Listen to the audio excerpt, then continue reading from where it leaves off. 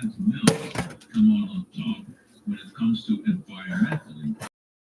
That's because their production releases less carbon dioxide and uses less land and water.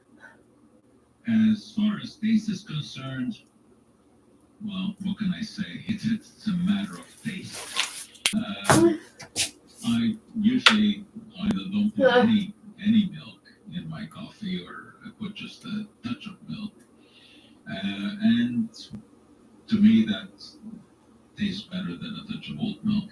And there would be not much sense in putting oat milk in coffee for health reasons because, as I said, the amount of beta oat juice and low cholesterol is really quite trivial. So anyway, there's this story on oat milk. All right. Okay. I do A little bit awkward. about RFK, but I'd rather for this talk on the air on the phone so we can have somewhat of a What? back and forth You done? discussion. Oh.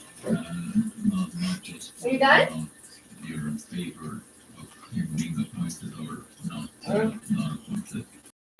All right, so but still, of course, I'm Want to looking get your for water? the answer to my other questions about the drug that was discovered in that patient who was hired to the trolley to see her allergist. That was in 1947 in Baltimore. She was actually going to a clinic at Johns Hopkins University. And she started about, what rumor was going around about bioaspirin and when the flu pandemic hit at the end of the First World War. So people knew that college was the answer to that. This year is my day for multiple culture. This is the deep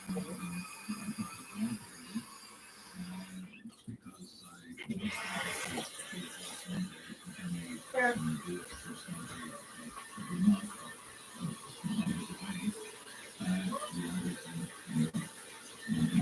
where I had a chance to see food and operations. What? I saw friends, I saw rulers and outsiders, all working for the place. What? In Oh, why? Oh, you're not going outside.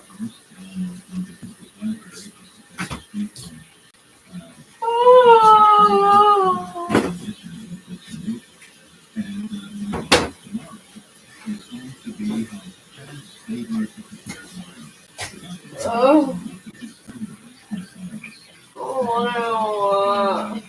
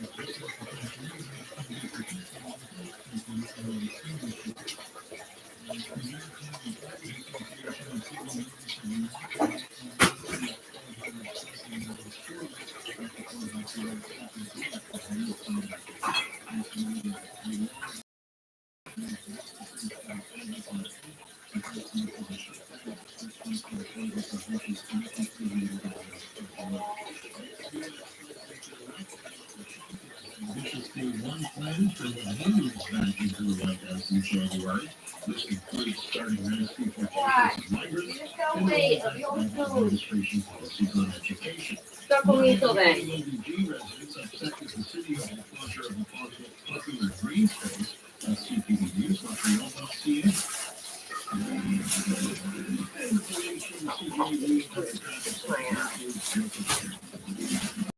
Put cement in a fucking dirt and a cement block and and then fucking call it green space. For a police investigation connected to a stolen vehicle that happened at least 2 hours ago, close to 3.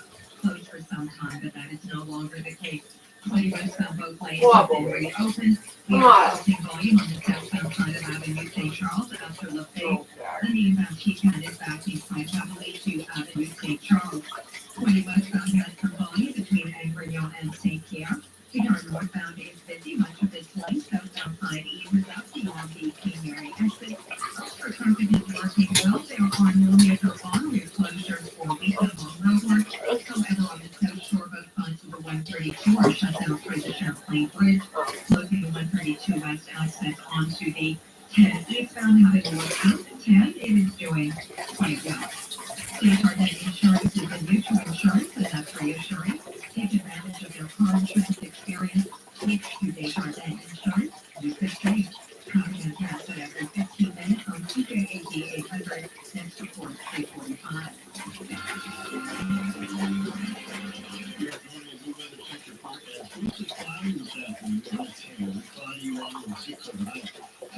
Periods of rain quite windy with 14-degree sunny on Tuesday. Right now it's cloudy and 9 degrees in Montreal. This year, the Eagles are more than just in the mix. So I'm announcing the addition of a new player, the 2024 Chevrolet Silverado 1500. With its 1.9% European turbo box and a turbo max engine with 430 pound-feet of torque, it's a real bargain. Get your hands on All-Star and get leasing free 1.9% on select 2024 Silverado models. Details and conditions at Chevrolet.com. Physicians that John Magazine is here. It's not the street beauty magazine that is packed with plenty of perfect products and gorgeous gift ideas, along with manicures and makeup looks that are super easy to create at home. On the cover, none other than Sarah Zangna, who's trusted us by holiday magic, resolutions, and her faith beauty finds. Get your free copy in store, including a $50 discount coupon for any purchase of $50 or more in cosmetic products. Details at Jean. Did you lock the door? Yes, honey. Did you close the blinds? Yes, honey. Did you turn off the lights? Yes, honey. And the garage is closed and the alarm is on also. I just pressed the away button on the control 4 keypad at the door and it took care of everything. But, Come on, go girl. Did you ever leave the house and wonder, did I? My Red Bay View Control 4 helps you avoid that home without worrying about your home. Check it out. CTV's Grey's Dennis Medical is the documentary series that will have you in stitches. Get out there and heal the people. The next great comedy, St. Dennis Medical. New series starts Tuesday, November 12th on CTV. Stream next day. No, sucker. You can use the Dr. Joe Show on CJAD 800.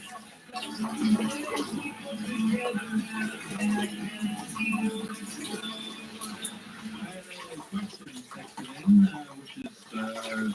an interesting one.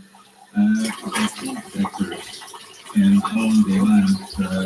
Seems the question is about an old smoke detector that was never opened and 10 years old and can still be used. The answer is no. There are two kinds of smoke detectors. One is based on optical principles and the other on ionization, and we're relying on the technology of how these work. Very complex. Neither of them are things that can be used. So, even if it has the manual in the package, if it's 10 years old, it should not be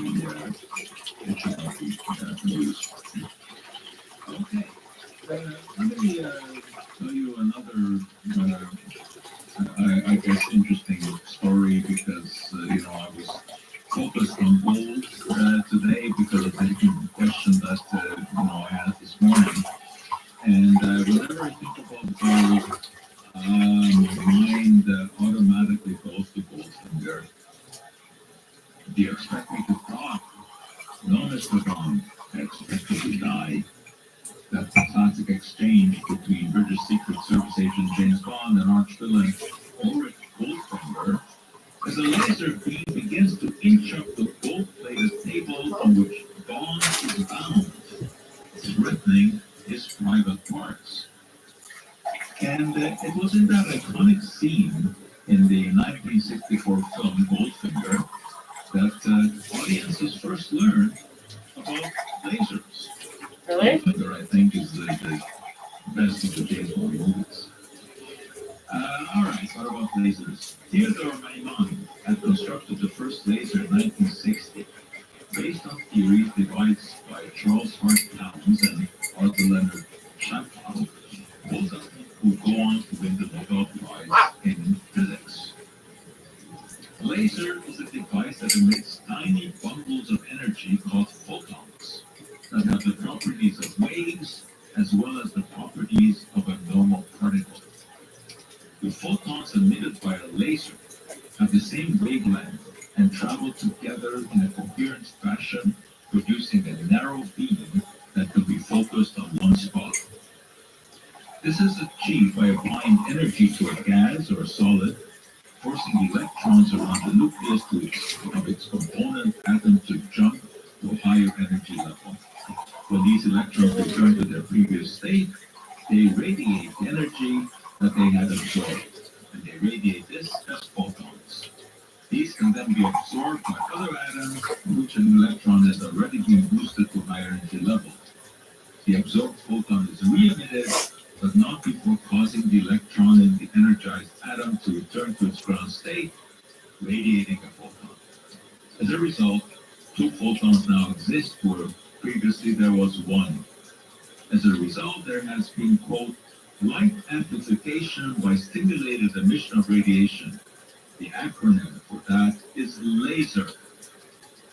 The power of a laser beam is determined by the difference in energy levels of the lasing material, so that different materials produce laser beams with different power levels.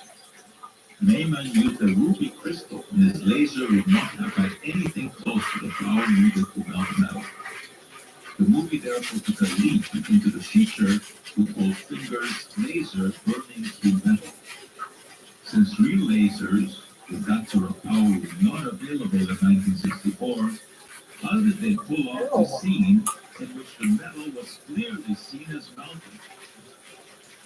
No, it wasn't through any sort of computer wizardry, because that technology was not available either. But welding torches certainly were around. Goldfinger's golden altar on which Bond had been secured and was ready to be sacrificed was constructed of two pieces of metal that had been soldered together. A welder with an oxyacetylene torch was hidden under the table and used the intense heat of the torch to melt the solder and vaporize it, creating the illusion that the laser was burning through the metal. Sean Connery was actually nervous about the scene because he could feel the heat approaching his pilots. But as we know, all came off well. Bond tricked Goldfinger into shutting off the device by claiming that he had some knowledge about Operation Grand Slam that Goldfinger and his mafia confreres were planning. Fleming wrote Goldfinger in 1959, before there was any publicity about lasers. That's why in the novel, Bond is threatened with a circular spot, not a laser. By 1964, the word about lasers was out, and hence the famous scene. In the film, the laser would make a second appearance when it was used to cut through the thick door of the vault in Fort Knox, where the major part of U.S. gold supply was kept. Goldfinger's plan was to explode a device that dispersed radioactive material, dirty bomb we will call it, inside the vault so as to make the gold radioactive and unusable. This would boost the value of his own cache of gold. He planned to eliminate the soldiers guarding the fort with a nerve gas dispersed from a low-flying airplane piloted by Pussy Galore. When she had originally met Bond and introduced herself by name, Bond uttered the classic line, "I must be dreaming." Bond unleashes his personal charm on Miss Galore, convinces her to exchange the cylinders of nerve gas for harmless material, and manages to foil the flow. The existence of a nerve gas that could have been used in such a fashion was not fiction. These substances were developed by the Germans during the Second World War, something of which Fleming was obviously aware. In the novel of Goldfinger, he actually names the gas as TB, which was the Allies' code name for serum, a highly toxic nerve agent. G for German and B for the second series developed. Nerve gases are actually liquids that vaporize readily and block the action of the enzyme acetylcholinesterase that degrades the neurotransmitter acetylcholine. The result is overstimulation of the nervous system by acetylcholine, leading to loss of control of respiratory muscles and asphyxiation. A combination of atropine and polydioxine can act as an antidote. Atropine blocks receptors for acetylcholine, and polydioxine displaces the nerve gas from the enzyme from acetylcholinesterase. In the film version, the fictional delta-9 gas is used, perhaps not wanting to call attention to the existence of real material. Although the gas is not used as a fourth escaper, Goldfinger uses it to kill his mafia partners, a scene that German actor Kurt Frobe was not comfortable with because he thought the gas would disturb Jewish audiences. Interestingly, since Frobe had briefly been a member of the Nazi Party, Goldfinger was banned in Israel before it was discovered that he had actually taken Jews from the Nazis. Really? Theodore Maiman built the first laser. He had no application in mind. Indeed, he himself quipped that the laser is a solution seeking a problem. By the time he passed away in 2007, numerous problems had been solved with the use of lasers. Various wavelength lasers are used in eye surgery, hair removal, printers, barcode scanners, communication equipment, weaponry, light shows, and yes, in metal, just like in Goldfinger. The props that introduced the laser to audiences around the world has probably long been dismantled, but Maiman's original is stored in a safe deposit box in Vancouver. The box is labeled Maiman's laser, to which one could add in parentheses, inspired the iconic scene in Goldfinger. So, there you go. Another gold in the story. Well, Goldfinger, I think the best of the James Bond movies. I like all of the James Bond movies. I think they all have some clever scenes. They have some special effects. And of course, there have been a lot of very good actors playing Goldfinger, although I think Sean for playing James Bond, although I think that Sean Connery was James Bond. The others were actors playing James Bond. You're listening to the Talk to Joe show. We'll check traffic and be right back. Rotary 20 eastbound has been reopened and Rotary Dorion had been closed at Forward for a couple of hours following a police investigation related to a stolen vehicle. There was a lane closed on the westbound side that has been reopened, so things are improving. Still a busy drive off on the TCAM back into Avenue St. Charles for the Ilo Ford Bridge. There has been no major weekend-long construction on the artery. However, Route 132 east and westbound on the South Shore is still closed through the Champlain Bridge, shutting down the 132 west access onto the 10 eastbound, reopening tomorrow at 5 a.m. And 25 northbound Montreal side of the tunnel, the Sherbrooke exit is also closed. Black Friday may not be here yet, but the deals already are. Shop Best Buy's early Black Friday sale now in store and online at bestbuy.ca. I'm sorry, you see on the roads, calling your tips to star 800. Next report, 4 o'clock. 95.9 Virgin Radio is your hit music station. Hear the hits first. Montreal's #1 hit music station. 95.9 Virgin Radio. Just after 6 o'clock, we'll introduce you to a very special Canadian, the 2024 National Silver Cross Runner. Got 5 minutes? You can lower your blood pressure, Dr. Mitch explains. At 7:50, legendary play-by-play sports announcer, really good guy, Pierre Hood on his latest honor from the Hockey Hall of Fame and how to get more fiber in your diet. Live with Leanne Phillips and an 820.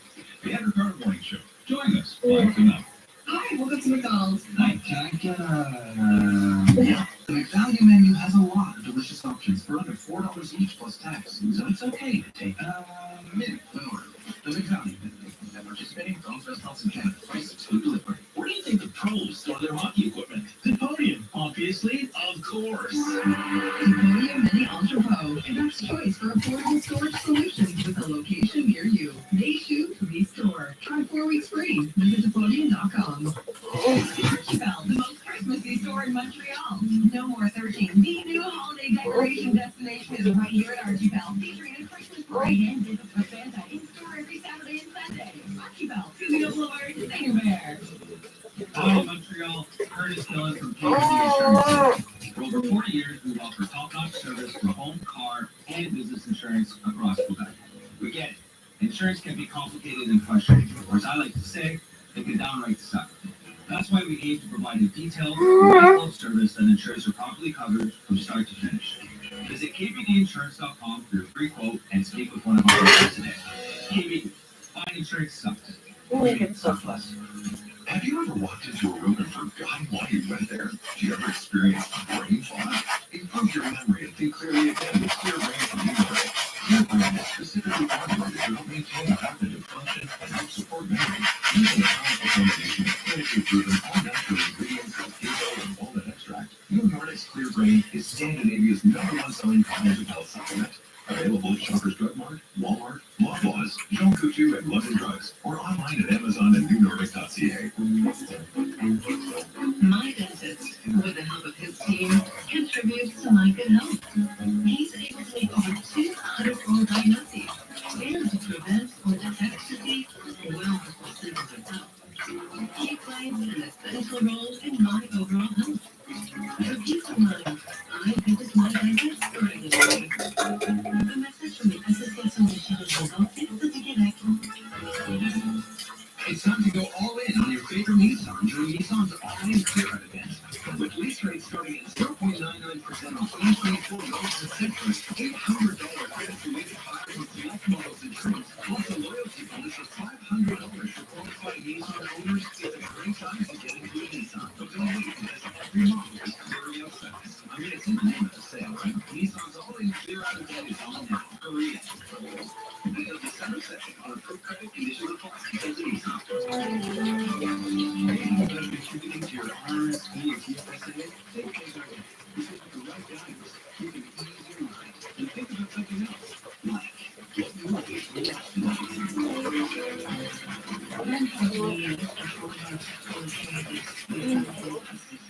Crave presents the next groundbreaking original series from HBO, New Prophecy. Streams November 17th, only on Crave. Subscribe now at crave.ca.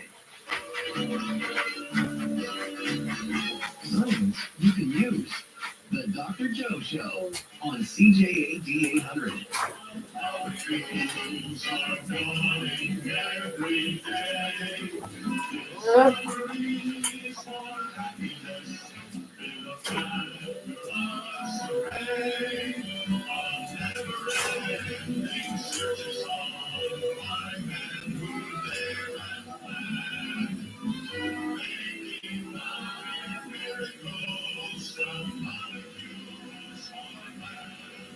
Well, it seems that my search for the correct answer to the questions that I asked at the top of the show today is unsuccessful. So I guess I'd better discuss these.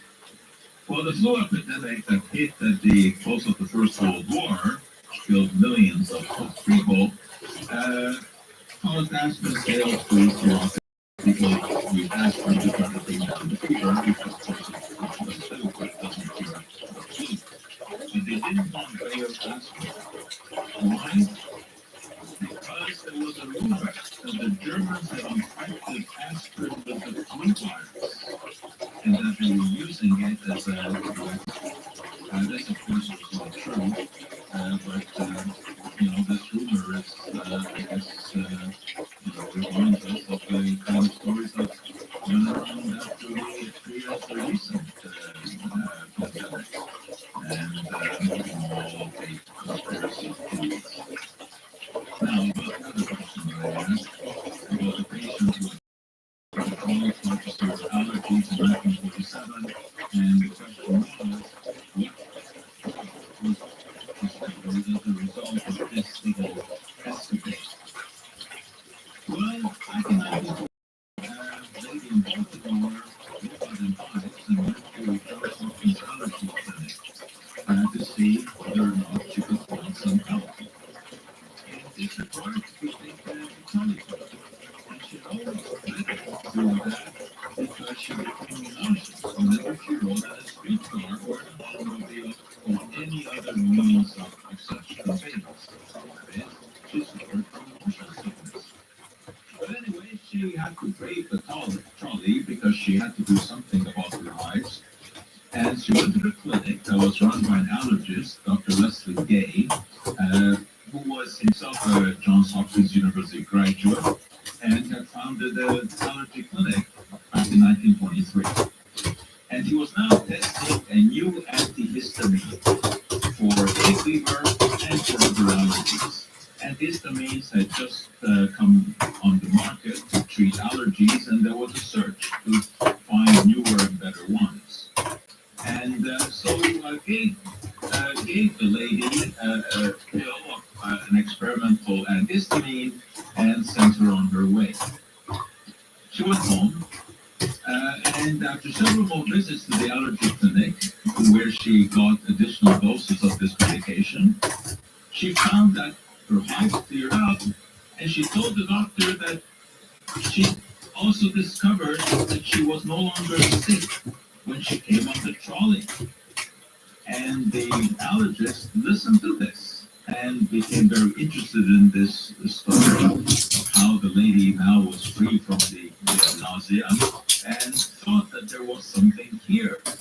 And with a couple of colleagues, he began to carry out experiments to see if other people would also respond in a similar fashion to this experimental compound. And this was a compound eventually would be chemically named dimenhydrinate, and you may be familiar with it as Dramamine or as Gravol, which are the trade names that were later coined for this. Well, it turned out that the other subjects to whom he had given this responded the same way. They said that their motion sickness had been alleviated. They carried out a number of more experiments on patients and friends, and without exception, they were completely free of the nausea that they had experienced before from motion.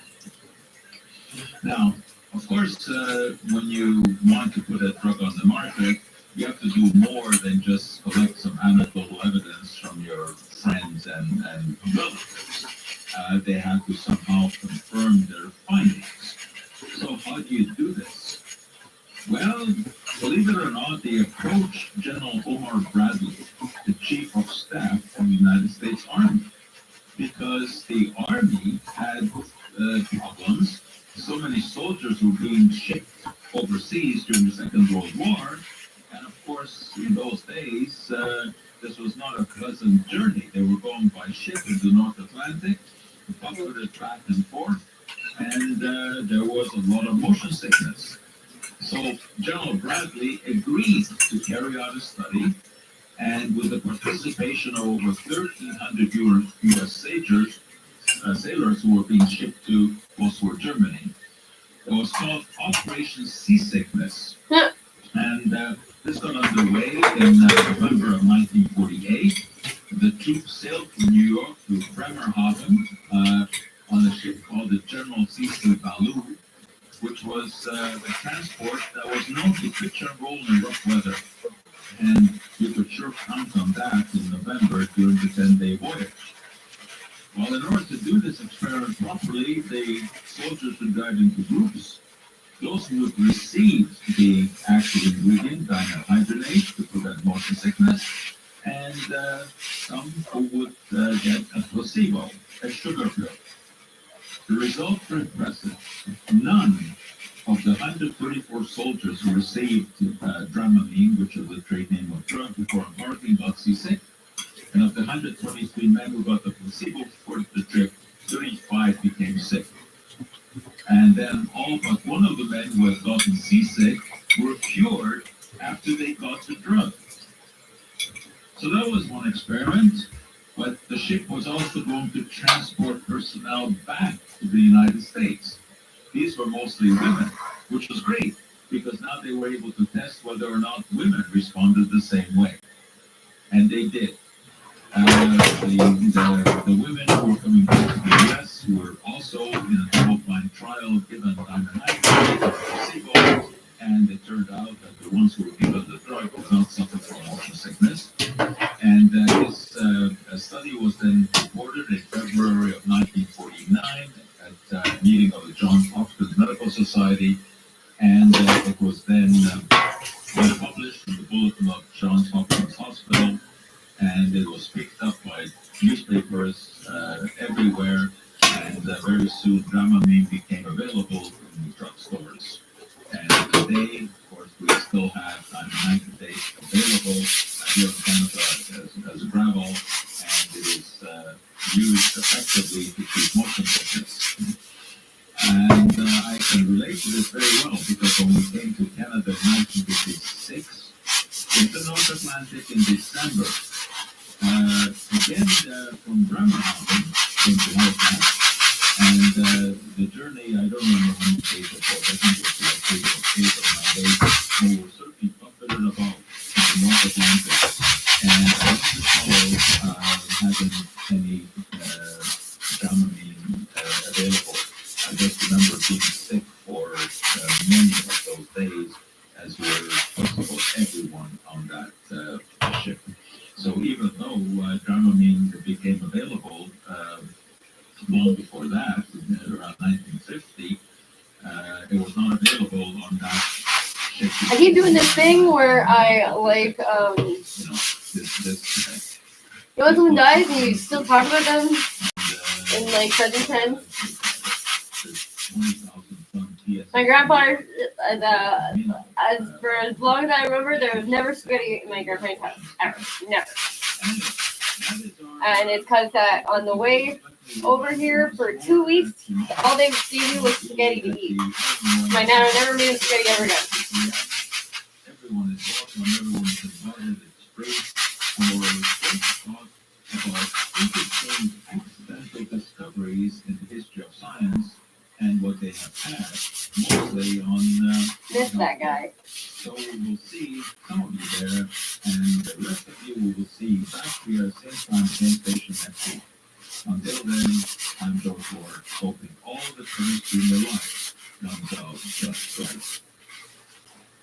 Elevate your energy. And they'd rather put the house on the market than give their daughter who's pregnant over to us. Because I was living in a tent. Isn't that great? You're listening to the Voice of Montreal News Talk Radio, CJAD 800, and iHeart Radio Station.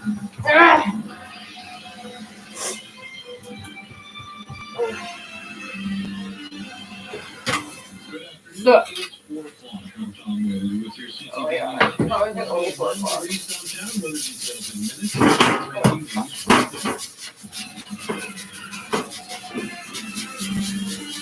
Deadly collision in Ontario on the 401 Viking Northwest just west of Kingston.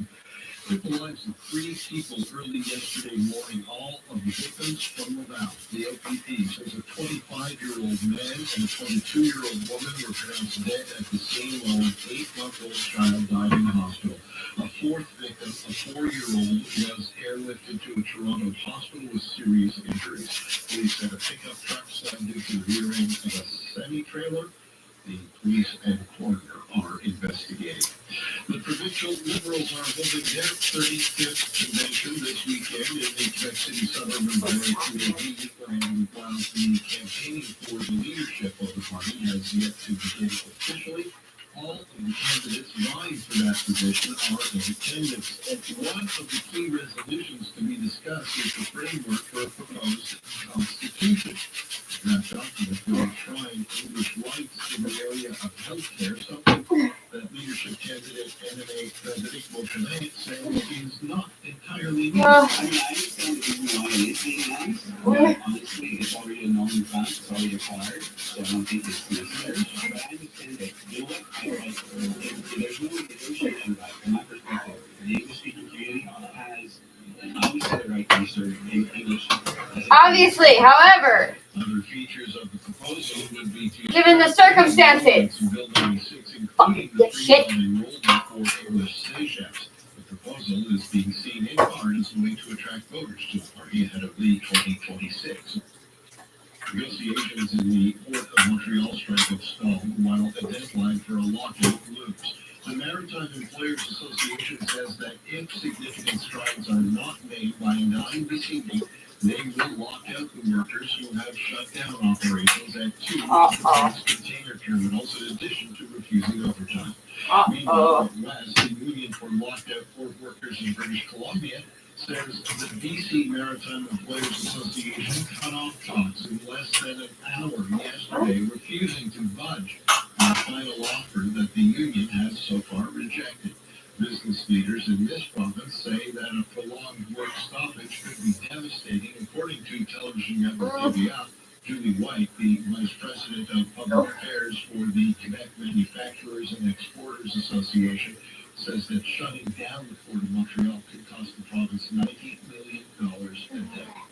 Overseas, King Charles III has laid a wreath honoring fallen service personnel in central London as the Princess of Wales looked on. King Charles III and the Princess of Wales attended the UK's annual ceremony honouring fallen service personnel on Sunday.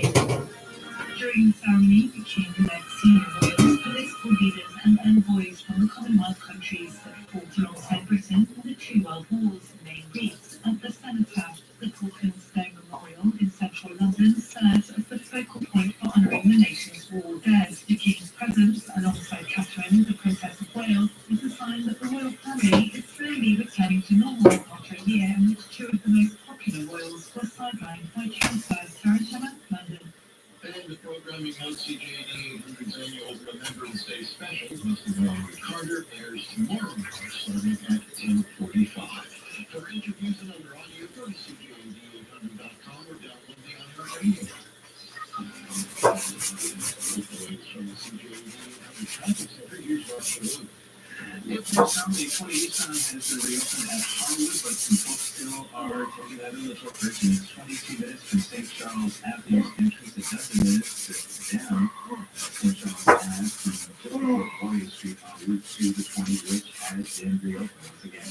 And I thought so we could head there after police investigation. We will have to half hour or so to go. Meantime, don't go on the 28th, so it's like after the intermediate tours in town, it's turning southbound, and volume over South 3rd, as there is something over the path on the expressway next Wednesday. It's going to be down between the 215 eastbound side, pushing on too slow from the Ridge Street home, and the eastbound side is from the interchange. That direction, obviously, saying 10 minutes, southbound left from King Town Place to the east, 22 minutes to 25, and slowing a little bit on 32 and through. The last one, King Town, we're on the Montreal side, which for the mix is after the weekend is the 132 under the Champlain Institute. It's more restrictions for what it's BGM and some grocery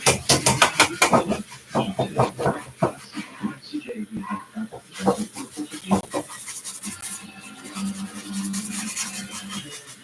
weather center forecast periods of rain and 6 degrees over rain, but maybe 14 degrees to a high. Sunny and 6 on Tuesday. It's cloudy and 9 degrees in downtown Montreal. Your smart speaker has set place CJAD 800. Your next computer is updated to 100 hertz. Brought to you by Lynette Senior Condition Support. Specialists in home care and senior residences. Fuck.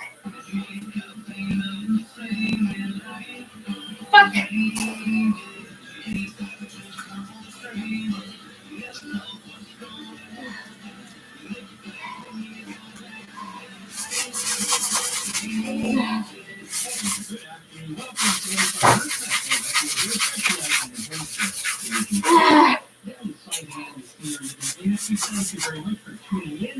In the first half of our show, an innovative new cognitive impairment early on, allowing for faster is a controversial law that recently passed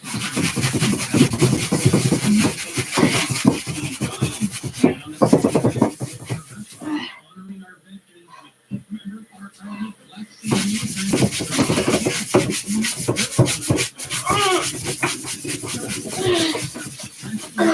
She is 103 years old and he is 104 years old. Served in the Second World War, got married and still together. That's going to be coming up after the fourth, third news couple for that. Thank you. To our Google listeners, every day it's always nice. I do seminars around the city. This group was our first big show.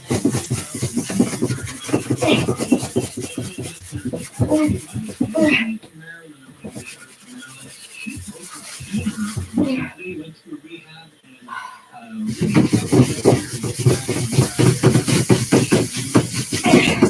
recovery.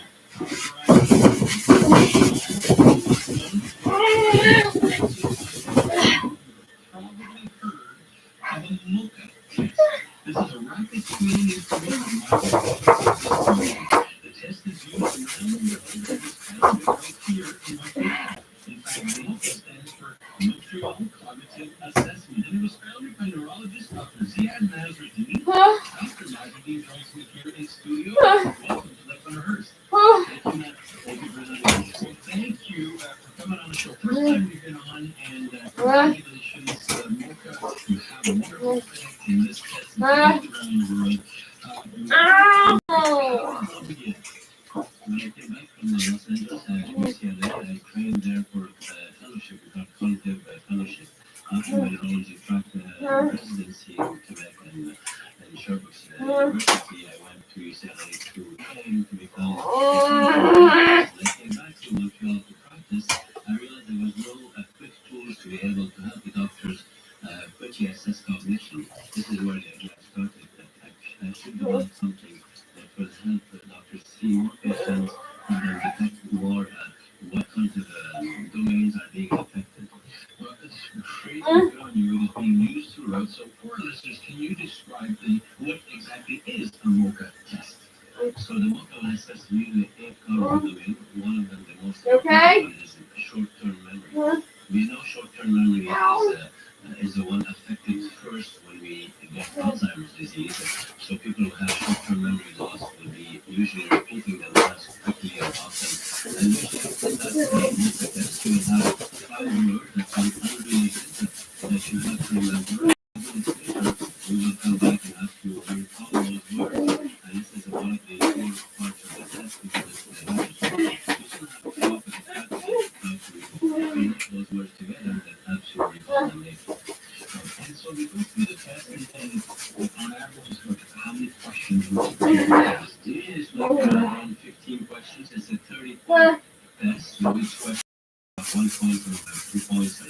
And so at the end of the test, you have to have 26 over 30 to be considered normal performance. If you have less than 26, then you have cognitive impairment. Then your physician will decide what, you will investigate to know what the cause could be. And the cause doesn't always mean Alzheimer's. It could be because you're stressed, it could be you're like sleep well, you might have medication that will affect your cognition. So that will be like the investigator will be assessing what the cause could be. This is like on her neurologist, Dr. Ziad Nasruddin, about cognitive tests. And of the multi-test, as I mentioned, it's 4 on 30, and it's, I guess, there's general words. Is there what other types of questions could be expected on that test? One of the questions is to be able to generate as many words that begin with a specific letter of the alphabet, so it's assessing language skills. Some of the tests are arithmetic questions, like serial subtraction of a specific number, and you can have also naming different images that we show you. So it's assessing different domains of cognition that are important for us in our daily life. And so there's sequencing, planning, so things that you could need for planning your daily life, so something that you can assess cognition to make sure people are able to function. I get asked very often dealing with a lot of seniors because these tests are usually given by certified medical professionals. And so many times Dr. Martin has been asked, oh, I wish I could do a little test on my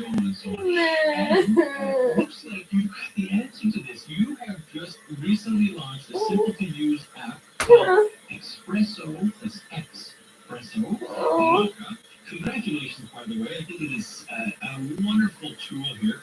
Very exciting. So tell us a little bit about this espresso mocha mobile. Yes, this espresso app is meant to help to empower anyone who is interested to know more about their cognition, if they're working, if their cognition is at the level they expect it to be.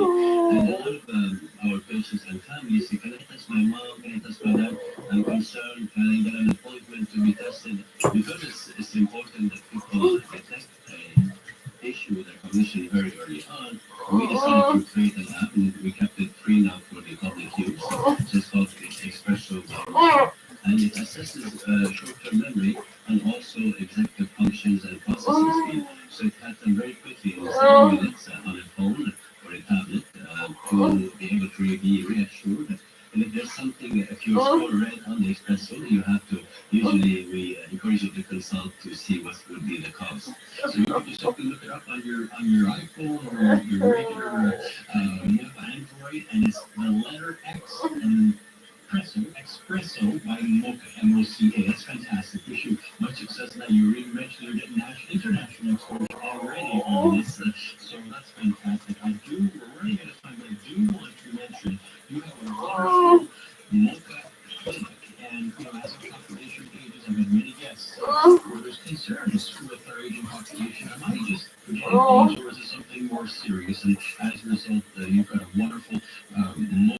Can you tell us a little bit about your clinic? So this clinic, we have myself, neurologist that works in the clinic, and we have 4 geriatricians and 2 family doctors that specialize in cognition that work there. If each usually responds on your GP or the clinic is on the south shore of London, and it is usually the wait time is only 2-3 months, so it's possible for your doctor to send you there, and you can also find it mochaclinic.ca to find where it is. Okay, fantastic, wonderful. And mochaclinic.ca, is that correct? Exactly. And referral from the doctor for that one. No referral from the doctor for your mobile app, and I'm going to give one more shout out. So if you want to look it up, you can espresso, and mocha. Is that correct? Absolutely, for sure. Well, thank you. I told you it was going to be super quick, but thank you for coming in the studio and continued success. You're doing wonderful work. There's a lot of nervous families with the you're giving tools to help them. It's not necessarily all the solutions, but you're providing some wonderful tools to help medical professionals. All right, come in. You're very welcome. Dr. Ziad Nazruddin. You can look him up at Mocha Clinic, M-O-C-A Clinic. Next, controversial law that recently passed allowing for advanced request for medical assistance in diagnosis. Long timer. CJD traffic update with Mark Shea. Good afternoon. We have 22 minutes to go over the single lane to Illator Bridge from the St. Charles Avenue entrance. Getting a little better down St. Charles Ave. Now that the 20 East Avenue has been reopened after an earlier police investigation. Under 10 minutes from Gulf Street down St. Charles Avenue. Taking for 20 minutes. Some off and on action between Duncan Sharp and Federal Boulevards. 20 East merging for the 15-minute Turcotte interchange. Light slow down there. Carry south. This sluggish over the top. Third northbound. Stop and go. Code St. Luke to the top.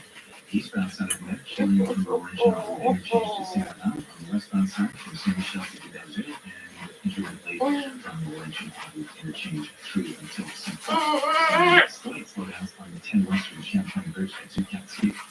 And the attached post sector, 22 minutes outbound, lot 10 from Sherbrooke, 10 minutes. Via Student East with 132 boarded up all weekend. Under Champlain Bridge, this in both directions, plus the other Sherbrooke exit approach northbound 25.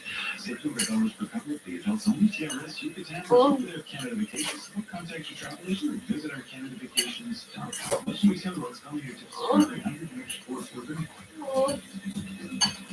News Grace. Be the first to know. CJAD 800. The labor force survey says business and support services are the largest gain in employment. Meanwhile, finance, insurance, and real estate rental and leasing experienced the largest CJAD 800. CJAD 800 is cooking up an amazing event for you. evening with celebrity chef Doug Hughes.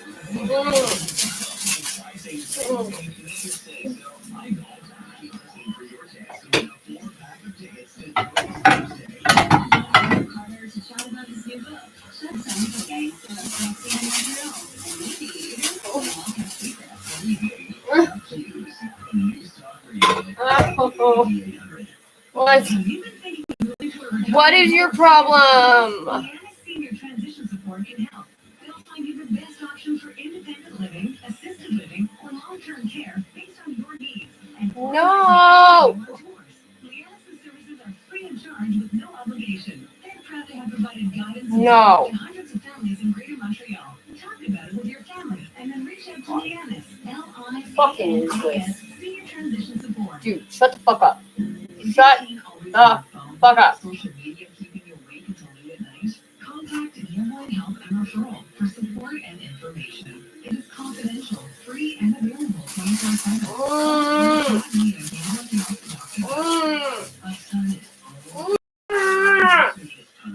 He gives me lips, he gives me a hand with personal care, and he gives me support when I'm feeling down. My son is an informal caregiver, and I give thanks for him every single day. Informal and family caregivers do more than you think. To learn more about the resources available to you, visit Quebec.ca/informal caregiver. A message from the Local Quebec. Are you sure you parked over here?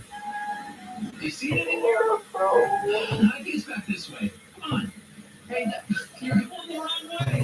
Feeling distracted?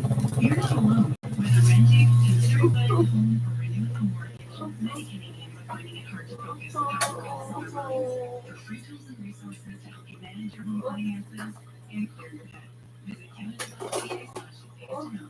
A message from the Government of Canada.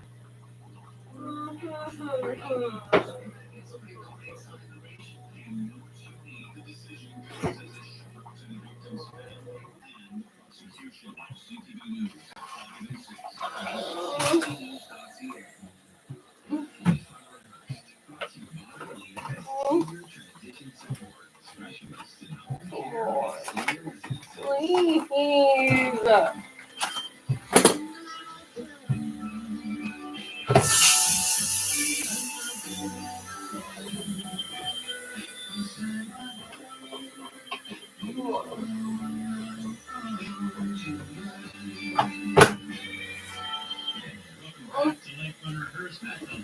Here. There's a recent adjustment in the law allowing for advanced requests concerning medical assistance in dying. It's going to be as of October 30th this year, and it's a game changer for Quebecers. And to tell us more, I have Dr. Georges Desperance with me. Dr. Desperance is a retired neurosurgeon. He's also the president of l'Association Québécoise pour le droit de mourir en activité, AQDMD, right here in Quebec. Dr. Desperance is also a provider of this process. Welcome to Life Unrehearsed. Yeah, thank you very much for the invitation. You're welcome. Please call me Matt. I want to thank you very much. You've been very busy over the last couple of weeks, and you're calling me from your travel all over the world. I think you're in Whiskey now, aren't you? Yeah, that's right. My show was a regular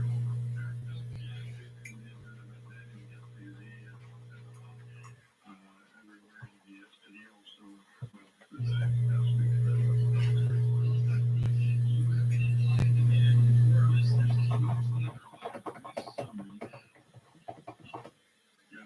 Well, it's a kind of improvement in the extra law we have. When you have a diagnosis of Alzheimer's, which is the most well-known neurocognitive degenerative disease, when you have that kind of disease, you may ask for a date, but you must be apt to decide for it. You must say, I have the diagnosis, and I want me now, when I'm still competent to ask for it. But you're losing many months, even a couple of years of pretty interesting life if you have people around you, and if you may have an interesting life, going to restaurants or having fun with your family. Well, now with the Adams request, you will say, I have a diagnosis. I know what will come in the future with that terrible disease. For now, I still have fun in my life. But when I won't be asked anymore, I want to have made because there will be no reason for me to be there because I won't be the person I did all my life, and I won't be. I won't understand what I'm doing here. This is important. You must have a diagnosis, and then you will have a couple of years. Interesting idea. The thing is that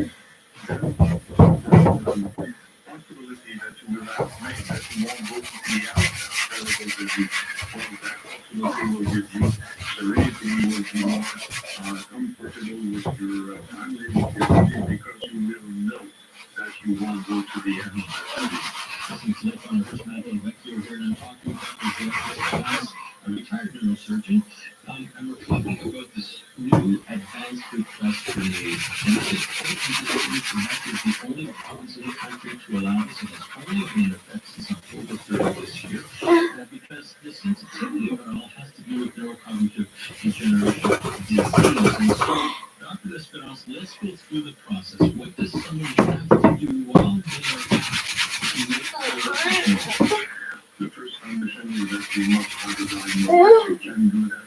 For example, if your father or mother had Alzheimer's disease and then you say, no, you must have a diagnosis. Second, you will have a meeting with a competent professional, which means any doctors or any nurses that will be able to explain you what is the Alzheimer's disease and what are the consequences of the disease in the future. So you decide, for example, well, I don't want to sue the area that disease. For example, I want to come my grandchildren. It's only an example. Or if I cannot take care of my own hygiene, I want to go to the toilet, etc. So all those things with and you will be accompanied by a doctor or nurse who is the provider of medicine. Then, after you will have that done all that, the doctor will make that under a clinical translation, if you want, and that's how you would be sent to RAMQ, that is the Toronto Refugee Quebec. So there will be a national register of requests. Right, so we will be registered with just a clarification. You mentioned that you must have so isn't that a bit of a conflict? If you have a diagnosis, some will assume that, well, I'm already inapt if I have a diagnosis, but that's not the case. You may have a diagnosis. Why? Is that correct? Why do I constantly keep getting disconnected? Those days, since the last, let's say, 20 years. Okay, now I'm pissed. Normally, you will have a diagnosis at the beginning of the disease, what we call slight or disease or very light disease, if you can call it like that. Some troubles of memory and some things like that. If you are, I can say that the standard patient, you will have 8, 10, or 12 years in front of you. So when you're in the first stages of the disease, you have many years in front of you. And then when you come to the moderate stage of the disease, then you become enough or not apt anymore. So you have time in front of you. Good. Thank you for clarifying. Talking with Dr. George Escudis about the new advanced request for medical assistance designed here in Quebec. Now, let's advance the process. You've made the request. 7 or 8 years later, you are now in-house. What is the process to actually put the medical assistance design into effect? So the person who is your respondent, if you can say like this, what we call the tiers de confiance in the law. So maybe someone of your family, of course, someone younger than you, and then that person will say, oh, my father is now at that stage where he didn't want to go further than that in the disease because you're not fast anymore. So that person will not decide for me. That person will just only say to the medical team, well, my father now is at the stage where he doesn't want to go there. And then the medical team, the medical provider, doctor or nurse, will evaluate you objectively, independently, and looking at what you wrote 5 years before. So that kind of Yeah, but you're gonna like copy it all the time, like fucking getting like fucking in trouble in fucking elementary school. You have to copy like what the March Simpson copying fucking the chalkboard. asking for mates, that will be your request. That will be the same thing if you were talking to the mail provider. So you can understand that. Like this, you can understand like this. It will be the same process than now, but you're not up anymore. But you wrote something 20 years before. And it is now registering with the ranking, so it could be someone, it could be a family member that could trigger this, but like you're saying, there's a whole validation process with 2 independent evaluators, and then once it's determined that yes, indeed, these, according to the registry, what's been registered, these conditions are met, then that would give the okay for me. Absolutely, you understand 100%. Dr. George Esperance, retired neurosurgeon, also president of l'Association québécoise pour le droit du mobile dans la dignité, right here in Quebec. We have about a minute or less. However, you are also a maid provider, Dr. Esperance. Can you please, from your perspective, what is the process? How are families in their room when you are administering maid?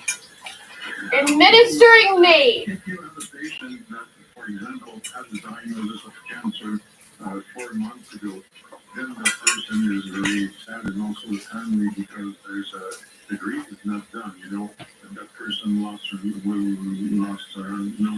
life, all its future.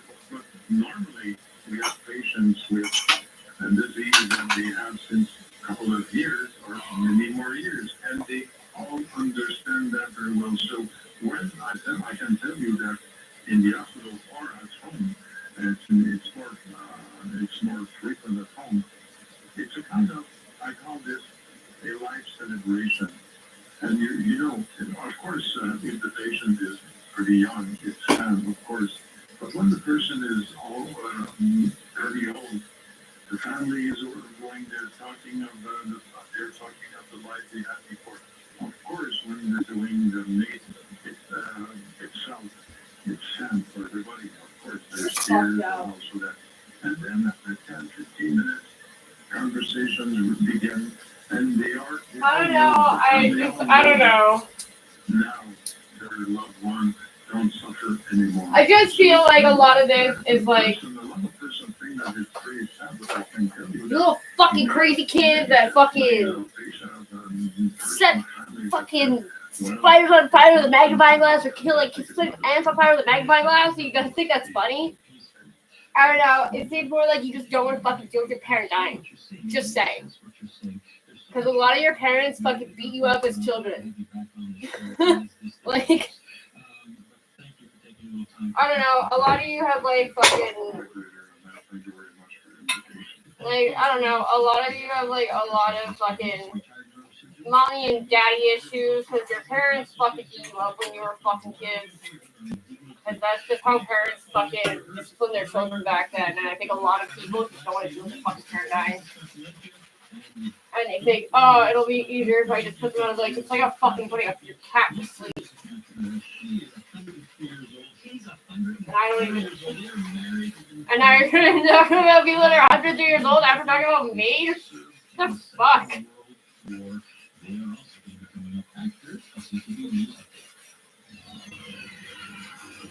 It's 4:31. I'm Tom Weather with the CTW update here. Between news right now, a miner from Ontario arrested after he tried to flee from police in a suspected stolen SUV was going on Highway 20 in Florida. He was closed for hours as a result, but his since reopened and the man was arrested. Speaking to reporters on the final day of the Quebec Liberal Party's convention in Lévis, party leadership hopeful Pablo Rodriguez said that the CAQ's Bill 96 requirement for immigrants to learn French within 6 months of arrival is not, in his words, reasonable. All of the leadership candidates attended the weekend conference, and thousands of fans streamed into the Great American Ballpark in Cincinnati today, despite steady rain, to pay their final respects to Pete Rose, baseball's career hits leader, died September 30th at the age of 83.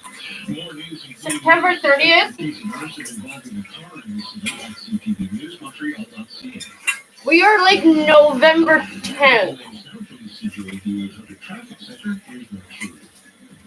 So Tom, as you What? said, police has been reopened at Harwood, so it's much better through the area. Only what's happening with the shut to Boulevard Road. However, 40 East single lane Villatour Bridge, still about 18 minutes before chemin de Cheneau until getting onto the western tip of the island of Montreal. Further east, you have a bridge to carry south over the top of the northbound, stopping about St. Luke to the Oh. slow down from the Laurentian Outer Interchange to Saint Amand, westbound, heading at Kiev to Saint Michel, and then again from the tracks in TMR side, through until the St. Clair sector. We'll slow down from the Bennett Alley, shut down the Laurentian Outer, where it's great up in the cottage country, as is the 10 west, where the minor resistance version of 35 will off and on slow down from Ducasse through until Tash, 20 west, after the Bennett to Del St. Pierre. You reduce your pace ever so slightly. Paxlovid and oral medication for migraine and others simply ask your pharmacist or doctor if you're right for you. Paxlovid, get to know. Traffic and transit every 15 minutes on CJAD 800. Your next report is 445.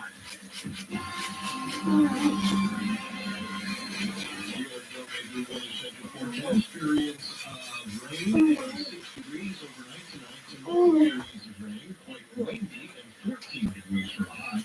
Sunny and 6 on Tuesday. Right now it's 3 and 9 in downtown Montreal. Your next CTV News update at 9 o'clock. Are you considering downsizing your home? It's an overwhelming process. Ready to begin.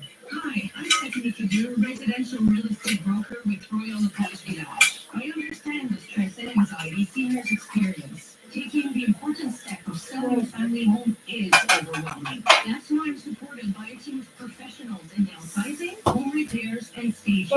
Please visit my website at movingsenior.ca or call 514-885-3524. You shovel the snow from your yard. You carry all the grocery bags from your car in one shot, even when you buy 2 Holy watermelons. fuck. Yeah, you're strong, but so are viruses. Get vaccinated free of charge against the flu and COVID-19. If you live with diabetes, have a weakened immune system, have heart, lung, or kidney disease, or pregnant, or are 60 or older, you're at greater risk of complications. To learn more or make an appointment, visit Quebec.ca/vaccination campaign. Vaccination, the best protection. A message from the Gouvernement du Québec.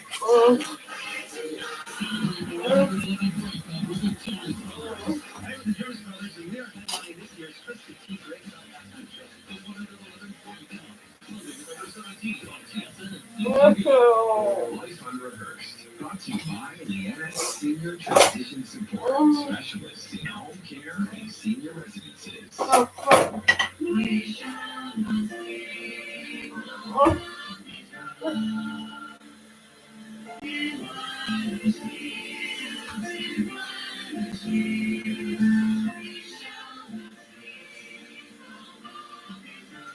Oh my god, make it stop.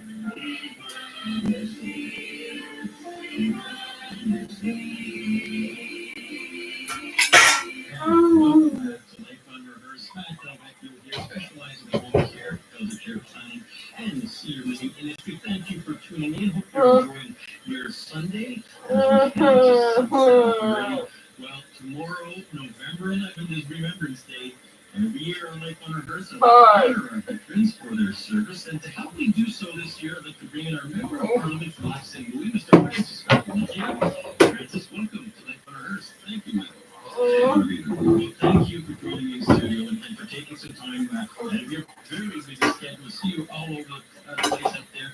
And you already had a busy schedule today from what I understand. And you really, throughout your career, have done a fantastic job our best throughout your career. Thank you. And from your perspective, what does being on this stage mean to you? Well, you know, thinking about that role of the speaker, of course, and of course, it's paying homage, remembering those who sacrificed.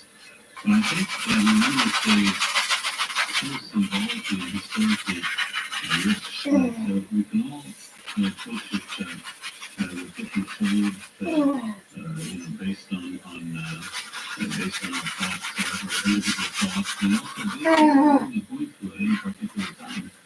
For me this year, I focused on the idea of duty. For me, Remembrance Day is the duty, not the duty of the veterans, because they've done their duty. obviously show respect, but also to reflect on the world we have today and how we got here, and how at different times in history there have been inflection points, and if veterans had not stood up to dictators at those inflection points, we'd be living in a very different world than we are today. So I think for me this year also... Yeah, it would be like fucking Russian to have it soup. Get in there. It was about reflecting on history and where we are today and where we're going. Oh, country be invaded. I love the fact that you respect yourself. I love that you this is an opportunity for us to reflect on our past. We're going to CJV was my full programming tomorrow all day, and that's wonderful. Because we have to keep the Remembrance Day alive, especially for the youth, and they have to understand about our history and how we got here and the sacrifices that we made. To help us understand some of that history, after our traffic update, I'm going to be bringing in Mr. and Mrs. McNamara, 304 years old, respectively. Your team, Francis, particularly instrumental in winding up the next interview. They're both veterans, and they're going to share some special memories with us. So I'm going to hope you're hanging around for that part of the interview. So while I have you here live in studio, Francis, and I am talking to MP Francis Scarpaleggia, there are a couple nice programs, federal programs that I want to talk about. As you know, here on Lake Unrehearsed, we talk a lot about caregivers. What are some of the federal government programs available to support our caregivers? Well, first of all, there's the caregiver credit, tax credit. So that's a credit you can get if you're supporting a spouse or a common law partner or a dependent who has a physical or mental impairment. It's a non-refundable tax credit, so you have to be paying taxes to benefit from it. And then also under the EI program, you can get paid the time off to care for someone. It depends the number of weeks. Depends on the kind of care. If you're a caregiver for a critically ill or injured person under 18, you can get up to 35 weeks. If that person over 18, you can get up to 15 weeks.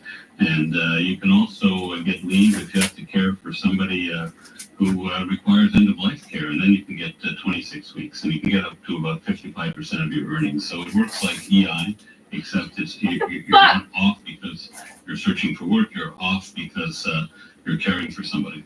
And caring for somebody, indeed, 1 in 4 Canadians are considered caregivers, most of it unpaid. And so these programs, just like you're talking about, whether it's for a child, a spouse, or someone at end of life, these programs are valuable. Not everyone knows about them, so I'm glad we're able to get the word out on these great programs. I'm going to switch gears a little bit to our students. The federal government, and something I participated in as a business, is something called the Canada Summer Jobs Program, and it is fabulously successful because it's win-win-win all around. So can you tell us about the Canada Summer Jobs Program? It's the greatest grassroots government program there is, in my opinion. So it's a subsidy program. It subsidizes the wages of youth over the summer months, and so that they can get some job experience, sometimes simply to see what interests them, or maybe they're studying something at school, and this gives them an opportunity to work in the practical field, see if they like it, and if they want to continue studying that in that domain. It also helps community organizations because the subsidy covers the wages up to minimum wage. If the wage is higher, then the group has to make up the difference. And it also helps small businesses. So small businesses can apply. And it's the reviews every year are fantastic from the organizations and from the small businesses. And as I say, it's a grassroots program. It's one where the Member of Parliament has a significant say in how the monies are dispersed. And many of the government programs, the decisions are made by bureaucrats to apply certain criteria. This is the case here, but the MPs had a chance to review the recommendations of the government department because we know the organizations, we know the writing, and so we can have our say on who gets a summer student. This is from the Canada Summer Jobs Program. I could say, I participated in the last few years, and the students that I've hired, I've kept almost every one of them on a part-time basis throughout the course of the year. And I also want to mention it's not so bureaucratic process. You tend to think, oh, government programs is going to be endless paper. Yes, there's paperwork to fill out, but they're simple and it's beneficial from the employer perspective. And if your students, if your mom or dad listening or grandparents listening, and you have students, and by the way, students could be in 20s as well. Yeah. You could apply for jobs that are going to be readily available over the summer. Absolutely, and the reviews are always glowing from the employers, and the students get a lot out of the program as well. Listen, it's Life on Earth, Matt Delvecchio here, and we're honoring our veterans with Member of Parliament for Lac St. Louis, Francis Carpelleggia. We're going to continue after traffic also with a wonderful veteran couple, Mr. and Mrs. McNamara, in their hundreds. They're going to be sharing some stories with us. While we have a minute or two here, Francis, can you bring us behind the scenes? From your perspective, a day in the life of an MP with the federal government. Tell us about it. Well, it's a full life. It's a seven day a week vocation, really. And the way you go about it depends whether you're in Ottawa that day or that week, or whether you're in your riding. I have an office in Pointe-Claire, but I also have an office on Parliament Hill, and the kinds of things I do depends on where I am. So if I'm in Ottawa, it's all about following the work, the business of the House, and giving speeches and doing some research for speeches and managing that schedule. Also, I chair the Environment Committee, so when I'm not in the House of Commons, I'm usually chairing the Environment Committee, where we study laws, we improve laws, and then send them back to the House. Or if we don't have a law in front of us, we do a study, an important study. Right now, we're doing a study of freshwater policy in Canada. When I'm in the riding, it's very different because first of all, I get to go to community events. And also my staff in the riding, they focus on helping people access government programs. So it's a very different focus. And also when I'm in the riding, I get the chance to meet constituents in my office. And you are out there for sure. There's no doubt about it. When you are not in Parliament in Ottawa, you are a huge supporter of many, many community organizations. And I want to thank you, being a West Islander in the Lac St. Louis region. I see you all over the place. And as a board member of Nova West Island, seeing you attending even all their events. It's a wonderful organization. I told you we were going to be talking to Mr. and Mrs. McNamara. Both served in the Second World War. Will you stick around for that, Francis? Wonderful. Can't wait to be talking to them. It's going to be coming up. But first, we're going to head out to the CJD Traffic Center, and we're going to hear from Mark Shalhoub. Well, Matt, we have a busy go on the 40 East for 16 minutes from the Chemin des Chenaux sector, but at least they have reopened the 20 East at Harwood for quite some time now after an earlier police investigation had it closed for several hours. The final straightaway off the 20 West exit for Trudeau International Airport is where things fill in terms of intensity there. If you carry north, Côte St. Luc to the top, southbound sluggish over the top third. It's heavy both sides of Cavendish from before Sherbrooke down to Saint-Jacques, and from Saint-Jacques up to Sherbrooke. That's a long-term construction zone. 20 East, a pinch merging for either side of the 15, as there is westbound from the 138 split through until just after the bend at Ville Saint-Pierre. Somebody's changing a flat at the way station on the 10 East. It's slow on the approach. Outbound La Fontaine, 17 minutes from the Hochelaga Bend. Cut it in half via Soudigny East. When you order fresh and reliable groceries from Voilà Paris GA, spend less time worrying about grocery shopping and more time doing what you love. Shop today on Voilà.ca. And let us know what you see on the roads. Call your tips to Star 800. Your next report at 5:04. Show 97.7 is Montreal's home for rock and roll. Feel it non-stop rock throughout your workday. The spirit of rock. Show 97.7. I'm Aaron Rand. Donald Trump's election could once again result in a large number of migrants showing up at Quebec's border. The RCMP says it's ready. And what happens to our EV battery industry under a Trump administration? We'll talk to Amanda Lang, ask her that question on our business brief at 3:50. Montreal Now, weekdays 2 to 6 with me, Aaron Rand, here on News Talk Radio, CJAD 800. Do you require additional support at home to age in place comfortably, securely, and safely? Or need help after a hospitalization or have a health concern? Premier Home Care offers a wide variety of caregiving services ranging from personal care, meal prep, housekeeping, errands, and companionship. Whether it's for a few hours per day or 24/7, they'll develop a personalized and comprehensive care plan to meet your needs. Visit premierhomecare.ca. That's premierhomecare.ca. year we want to be even better and more than just in the mix. So I'm announcing the addition of a new player, the 2024 Chevrolet Silverado 1500. With its lease rate of 1.9%, Durabed cargo box, and a TurboMax engine with 430 pound-feet of torque, it's a real bargain. Get your hands on an All-Star and get leasing starting at 1.9% on select 2024 Silverado models. Details and conditions at ChevroletOffers.ca. My son is all give. He gives me his time. He gives me lifts to appointments. He gives me a hand with personal care. And he gives me support when I'm feeling down. My son is an informal caregiver, and I give thanks for him every single day. Informal and family caregivers do more than you think.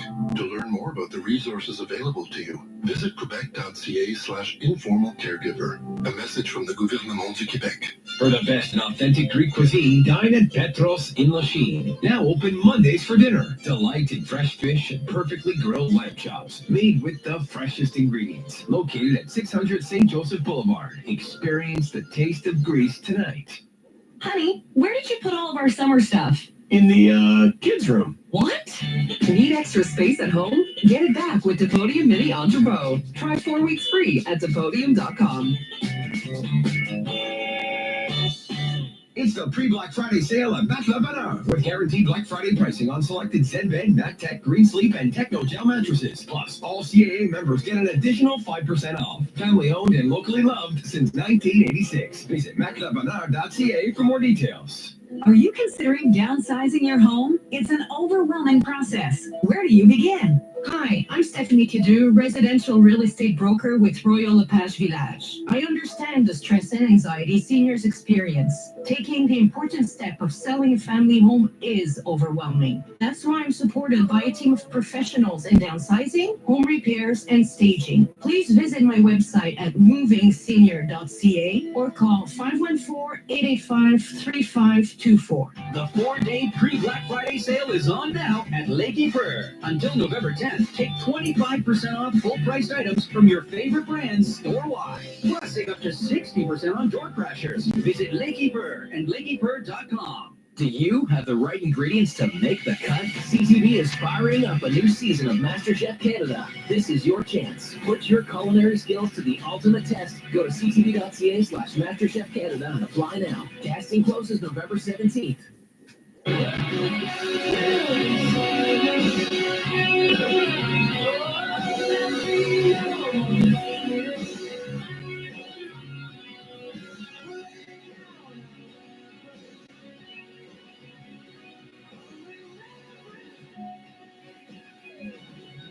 Welcome back to Life Unrehearsed. Matt Del Vecchio here. Well, as you all know, tomorrow, November 11th, is Remembrance Day, and every year on Life Unrehearsed, I like to honor our veterans by interviewing someone who served for our country. Well, this year, I have two very special guests.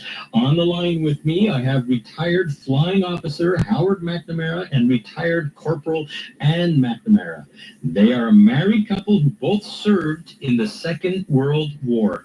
Mr. McNamara is 104 years old, and Mrs. McNamara is 103 years old. Well, Mr. and Mrs. McNamara, welcome to Life Unrehearsed. Thank you. Hi, Mrs. McNamara. Thank you very much for joining me on the show. And thank you both, Mr. and Mrs. McNamara, for your service. Now, Mr. McNamara, are you there? Yes. Hi, Mr. McNamara. I'm going to start with you. Yeah. All right. Now, in 1940, 84 years ago, you and your younger brother tried to enlist in the Royal Canadian Air Force. You passed the physical, but there was a little problem. What did the doctors say? You're 10 pounds underweight. So you weren't big enough from a weight perspective, and the doctor said, wait a minute, you got to put on a few pounds. That's right. It took me a month to do it. Took you a month to do it when you put on the weight, but you and your brother both graduated from senior flying training, I believe, in the fall of 1941. Now, Mr. McNamara, where did you end up serving? I served in the Middle East. You were in the Middle East. And what did you do? I was a fighter pilot. Fighter Cool. pilot in the Middle East. And what did your brother end up doing? He was a fighter pilot also. So you were both fighter pilots. Yeah, but he served in the continent. He served in the continent, right? Okay. And concerning your training, were you trained in Canada or did you train overseas? How did that work out? We trained in Canada. And then you graduated in Prince Edward Island as a pilot. And then you were shipped overseas and you were assigned in the Middle East, from what I understand. Well, we took another course to get used to formation flying, and then went to the Middle East. And you served there. My, oh my. Talking with Mr. McNamara, who served in the Second World War as a pilot. And I am now going to bring in Mrs. McNamara. And I understand you celebrated a birthday last week on, was it November 4th, Mrs. McNamara? Exactly, November the 4th. And you turned 103 years young. Congratulations and happy birthday. Thank you. You joined the Royal Canadian Air Force in 1943 as part of the entertainment unit. My father wasn't even born yet. If I understand, that traveled the world to support the troops. Well, can you tell us about that? Yes, well, we didn't actually travel the world, but we did travel. We started off in eastern Canada. We did all the way up to Newfoundland and Labrador, which weren't part of Canada in those days. And we stopped in Washington for about a week where we entertained there. And then we came back to Ottawa, and then we were shipped over to the British Isles. And we were in London when the butch took place. On my sheet it said that I was in London. Well, we weren't, because they were shipping people out of London over to Canada because they had to evacuate them. They were being bombed. So that's we played the British Isles from the southern part of England up to as far as north as Glasgow. And then we went to Ireland, and then after we played all those different Air Force bases, we went to Europe. And you did the rounds there. Talking with Mr. and Mrs. McNamara, both served in the Second World War. You were hearing Mrs. McNamara about a variety show. And I understand it just wasn't a couple of people in this variety show. It was quite the show, wasn't it? And what did you do? We were 40 people. Oh. 8 girls. And I was one of the dancers. And you were dancing in that variety show. Now, Mrs. McNamara, can you tell us about the time in London when the air raid sirens went off and you simply, all you wanted to do was take a bath? Not so easy at the time because hot water was in short supply. But I think you found a school with a bath. What happened there? It was in a hospital, on Harley Street. And I was staying there. And I found that there was hot water on the next floor up. So I went up, got the bath, and got in it. And then all of a sudden, the air raid silence went off. So I said to myself, now what do I do? Do I stay in the bath or do I get up and get out? So I decided that if I got out, I wouldn't know where to go or what to do. So I stayed in the bathtub and thought, now, if they bomb and they hit me, and they took me, well, at least when they got me, I would be clean. You would be clean if they I'd got be you. clean. My goodness. And it wasn't easy having to go bath in those days, believe me. I guess not. Once retired Corporal Ann McNamara, you just heard she celebrated last week her 103rd birthday. I also have on the line retired Flying Officer Howard McNamara. Yes. Both Mr. and Mr. McNamara, Mr. and Mrs. McNamara. Mr. McNamara, I'm going to throw it over back to you because you both flew to France together this year to commemorate the 80th anniversary of D-Day. Mr. McNamara, what was that experience like? It was fantastic. It was amazing how the French felt towards Canadian vets. they certainly appreciated being liberated from the Germans by the Canadians. It is so nice to hear, and I believe you were accompanied by your 2 daughters. And Mrs. McNamara, how was that experience in D-Day this past year? With the 80th anniversary when you went to France, Mrs. McNamara, how was that experience? Is that it happened to me now? Yes. Oh, it was very, very emotional. And you know, we don't all know what went on in that campaign. And I think the children should know, because without that, where would we be today? You know, it is so true, and we have our MP Francis Scarpaleggi, who I think you've met before. He's here in the studio with me, and he was talking about that in Remembrance Day, about remembering and reflecting, and it is so true. We are already out of time, Mr. and Mrs. Well, I just want to McNamara. tell you what You tell me whatever you like, Mrs. McNamara. Okay, Howard and I have been married for 76 years.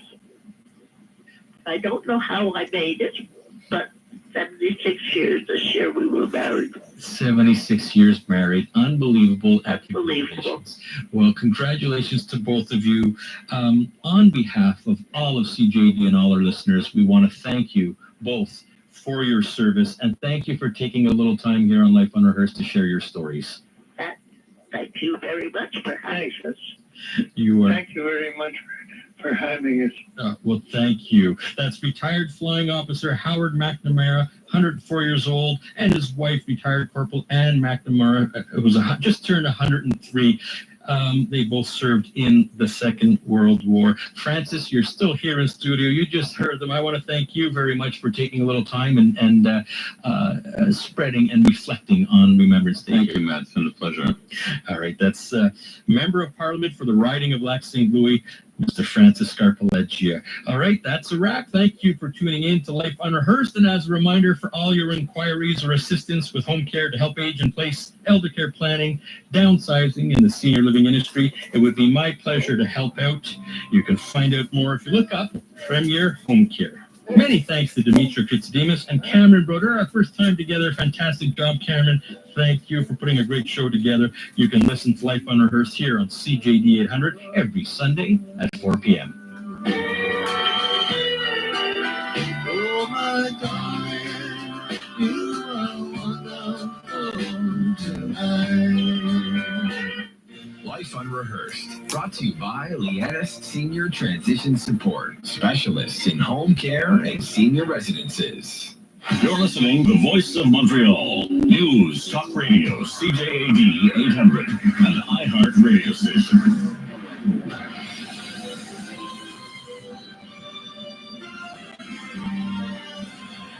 Good afternoon. It's 5 o'clock. I'm Tom Whalen with your CTV News update. Cloudy and 8 degrees downtown. Weather details in minutes. Here's what's making news right now. Provincial Liberal Party has wrapped up its weekend convention today in the Quebec City suburb of Lévis. A key resolution that was passed today was the framework for a proposed provincial constitution. The constitution would abolish certain sections of Bill 96, ensuring that English language health care and education rights are respected. Speaking to reporters today, party leadership hopeful Pablo Rodriguez said that he would be open to revamping Quebec's language laws. The only official language here is French, but we always have to stand up for the Anglophone minority. And you can do both at the same time. Promote French, defend French by not attacking the Anglophone community. That's how. Rodriguez said he would also look at doing away with time requirements for newcomers to learn French and the enrollment limits on English CEGEPs. We are closing in on 72 hours since the Maritime Employers Association made what they termed as their final offer in the labor dispute at the Port of Montreal. 1,200 striking longshoremen have shut down operations at two of the port's container terminals, in addition to refusing overtime.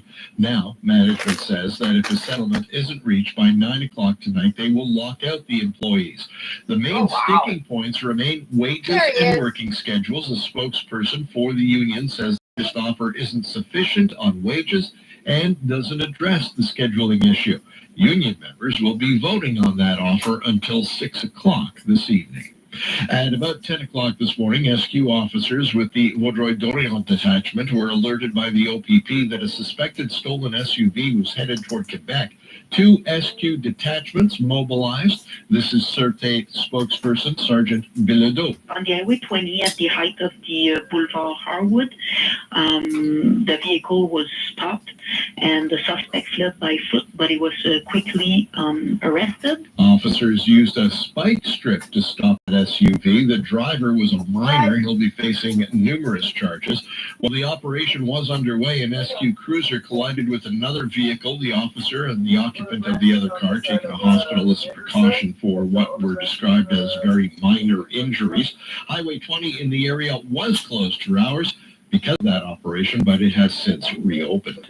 The head of the United Nations Atomic Watchdog is heading to Iran for talks about the country's nuclear program. The Director General of the International Atomic Energy Agency, Mariano Grossi, will have high-level meetings with the Iranian government and will hold technical discussions on all aspects related to the joint statement agreed with Iran in March 2023. The visit comes amid wider tensions gripping the Middle East and uncertainty over how US President-elect Donald Trump will approach Iran after his inauguration. The lady turned 103.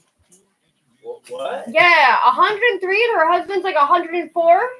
They both served in World War II. Oh, yeah. And she was like, I deployed in 1947. I'm like, my father wasn't even born yet. Wow. My dad was born in 49. That's crazy. She deployed in 47. I was like, that's fucked. Like, that's scary. Oh, I choose death. Just let me die. Like, I don't want to get that old.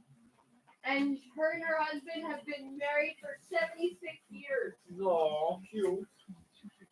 76! And she was like, I don't know how I did it. Probably has a family, grandchildren that keeps her alive. Yeah, I just lit my cigarette backwards. Huh?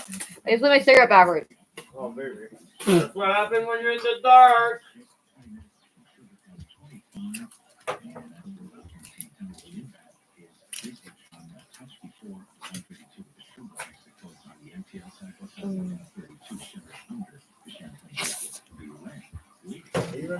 Yeah. Oh, you said that.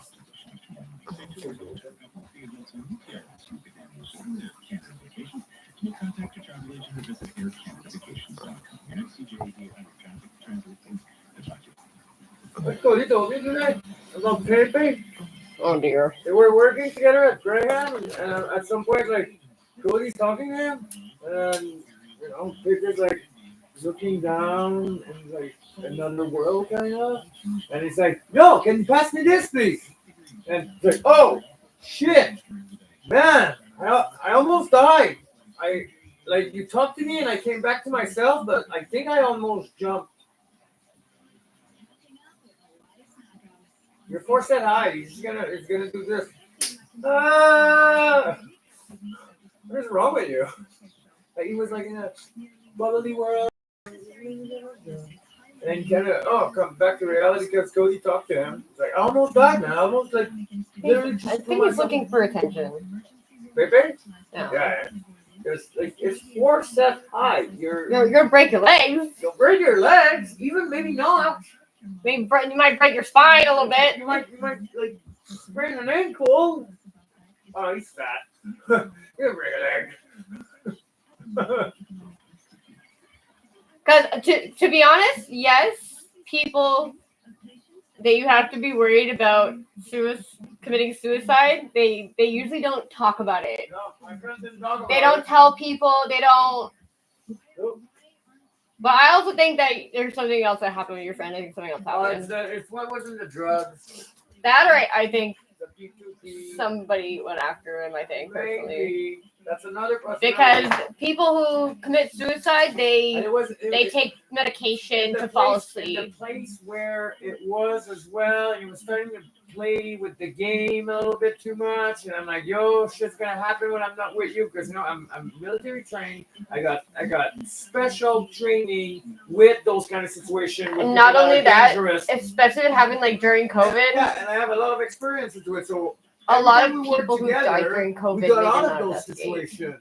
Yeah, but a lot of people like died during COVID. They Right. did not investigate It went if they to his head, assumed. and I separated with him for a little while because I'm like, it's going to your head that you can't go through those situations, and I'm telling you, the day I'm not gonna be there, something's gonna happen to you. And then the next gig you want to do, I wasn't there, and then that happens.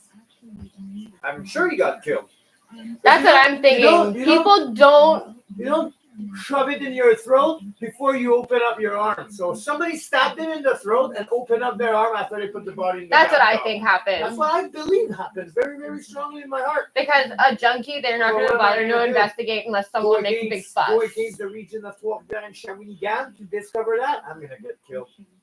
Yeah, no, for sure you don't want to So investigate I'm it. like, Like, suicide, that's the story. It's too bad, but even if he did suicide, it's either two possibilities. I'm pissed off at him because he's suicidal, or I'm pissed off at him because he put himself in a situation where he got killed without me.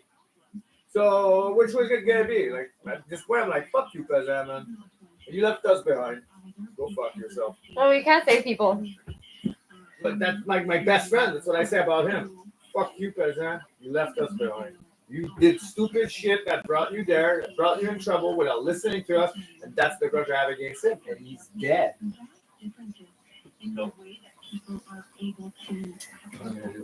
That's like that other guy got stabbed. Theo? Oh, yeah, Rance. Yeah, but apparently he went after somebody with a knife. He went after Theo. With a knife. Not just that. And the guy fucking stabbed him back. Theo always said in every single party, and we hang out with this guy over hundreds of times. And we're buddies. Everybody was buddy with Theo, and then they stole.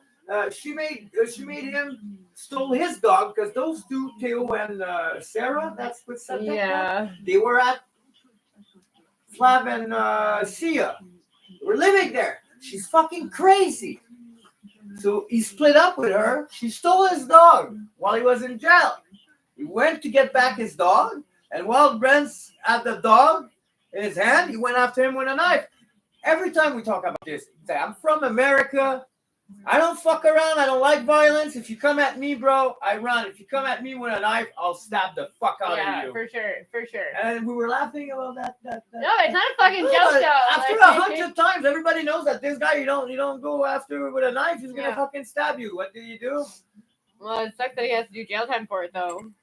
Yeah. Because I would do the same thing. I would end up. Hi, everybody. Talk about stabbing people.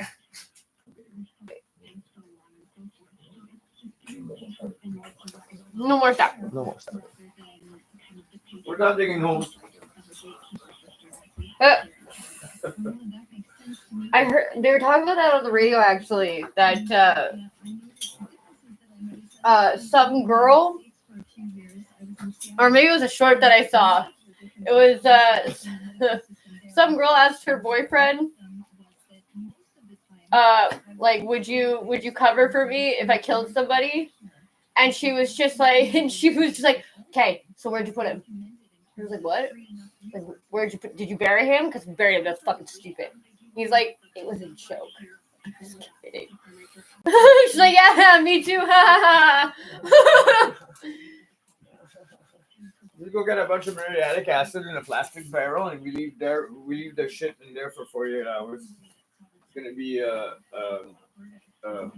Well, imagine you and Justin. Justin being like, dude, something happened. He needs to come over right now. You come over ready? Yeah, I come over ready with gloves, boots. I'm like, okay, where's the body? They're like, Making a joke, yeah. We're kidding. Yeah, but I wasn't, you know. That's a real friend, though. We're ready to go. Bring glove, boots, and a backpack. What the fuck is wrong with you? You guys are going to paint in an abandoned building, and you just need an extra pair of hands to bring cans of paint. We have a certain way of doing things. We force people to go through the system in a certain way, and it really does bog it down. Are there other things that we can do that we can learn? Where are you going? From the way medicine is practiced in Germany and in the Netherlands? What you got? Why is it so dark in here? You don't know? Because it's night, yeah.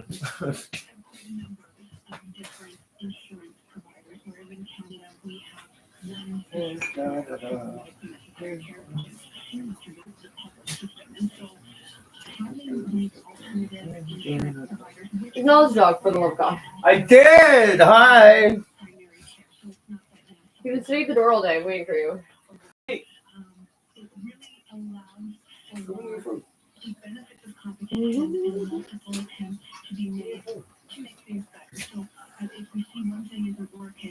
I'm here now. Oh, really?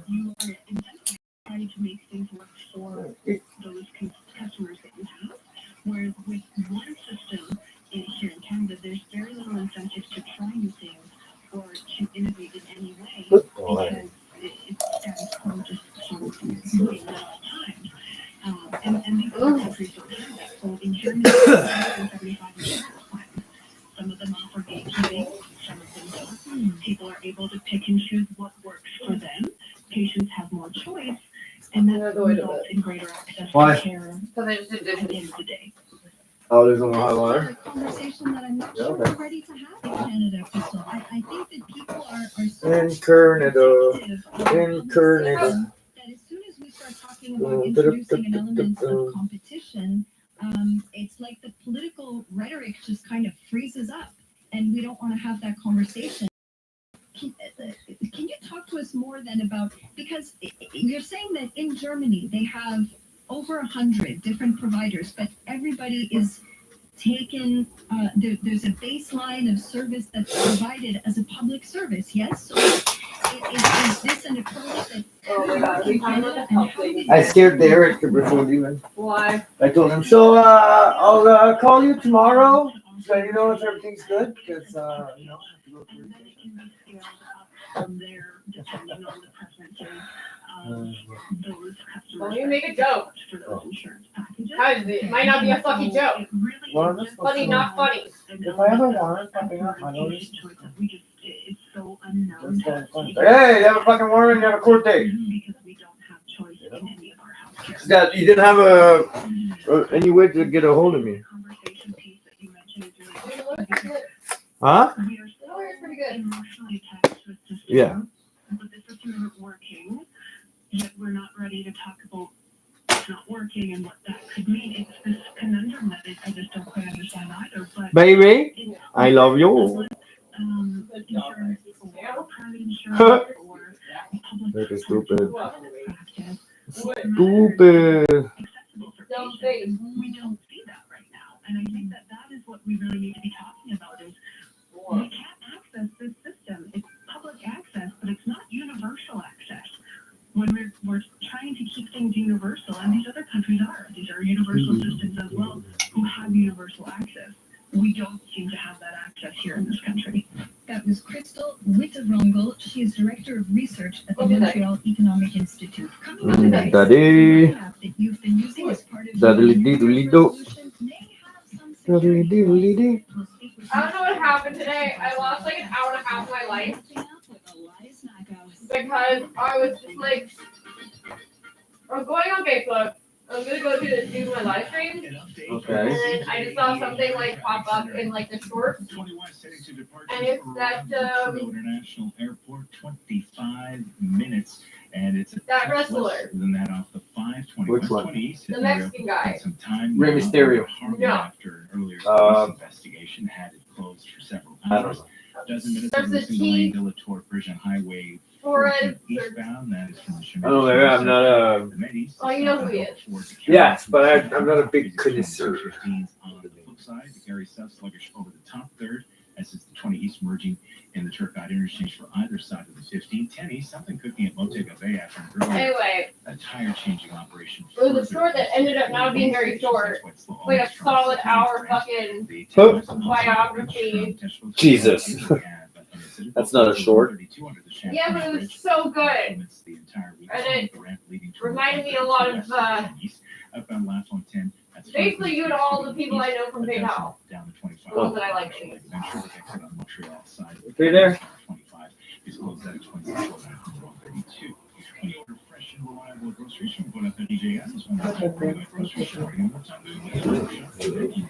Nice. Mark Salute. Here's coffee there if you want. Girlfriend's perfect.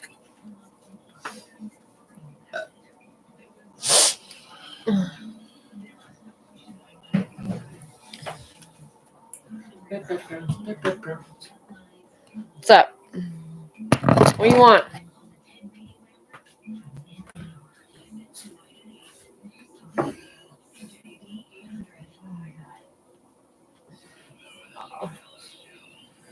Fucking hate her. That old lady comes out when we're cleaning and we were doing work in our backyard. It's like, anybody wants anything to drink? And we're like, no. Anybody wants coffee? And Derek's like, anybody wants coffee? Like, me! It's like, oh, Jan's jumping on the coffee offer. Me!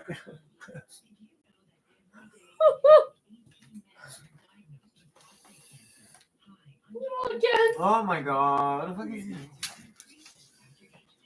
Maybe he's hunting for mice. Mices. Jack. You're the one smoking blues with your kids in the car. You're gonna get no sympathy from me. You want your kids to see you crash to the ground? Oh, let me call my mom. I will too. Just passed out, and the car was just driving itself. No, I don't feel comfortable with this. On October 21st, 2023, officers responded to a report of a woman with kids who crashed into a bus stop. I guess this is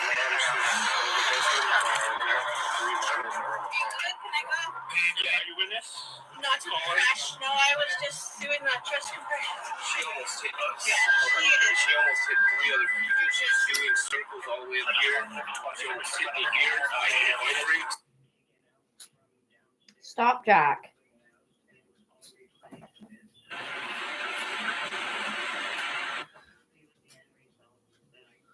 So today, my orange-flavored poop factory took a dump and then proceeded to sprint around screaming and scaling. So today, my orange-flavored poop factory took a dump and then proceeded to sprint around screaming and scaling the windows for the 4th time this week. So I finally did some research into why cats act like pooping is a reason to run a marathon inside the house, and it turns out cats experience a thing called fecal euphoria, which some humans also experience in a different way, and I pass no judgment upon those folks. Basically, what happens is taking a large dookie causes a stimulation of their vagus nerve.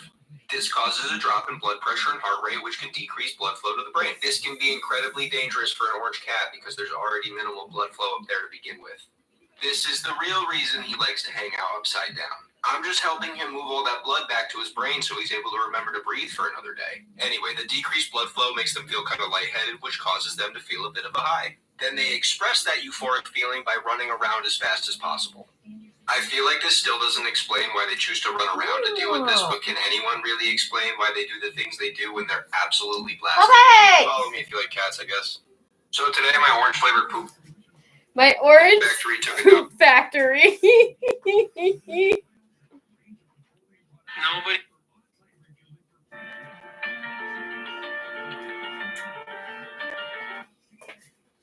Nobody's gonna know.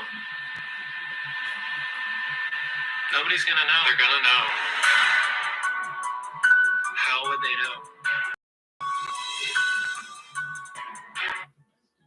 Nobody. Okay. Tell me your first name.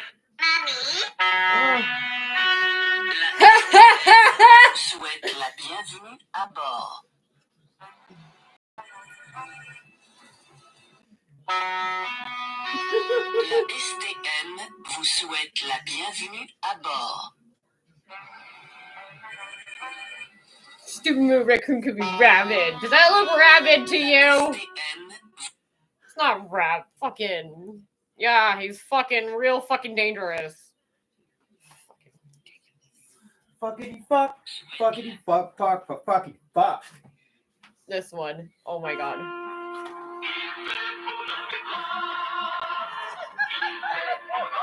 Hey, it's Yeah, the expo. no, it's St. Catherine and Baudry.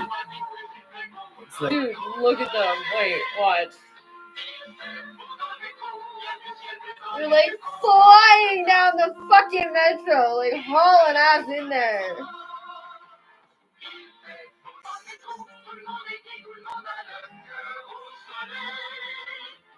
Dude. Look at, you see the guy legs up and everything. and you're like, should I be running? Like, I love the guy who just casually nonchalant walks out and you're like, what the fuck? Getting the fuck out of there. Go, go, go. Go, go, go. Get your food. Food up. Come on, check out. Hey, let me get your food. Go get some more.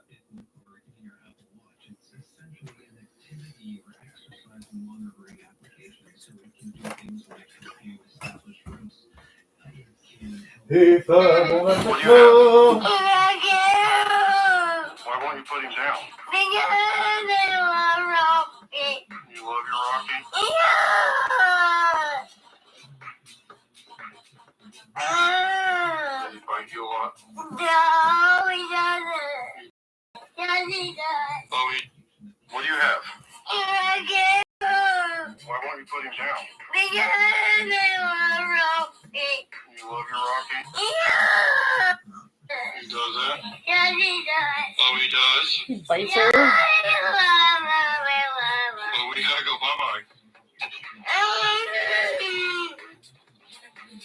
Can you put him back down? No, I don't want to. Well, we gotta go bye-bye. I don't want to. Look at you, little bee. He's biting her head. What do you have? But I strongly like.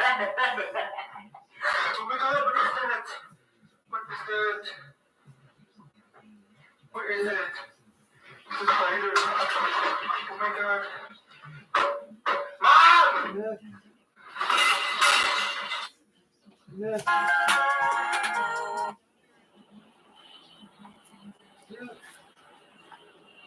What the fuck?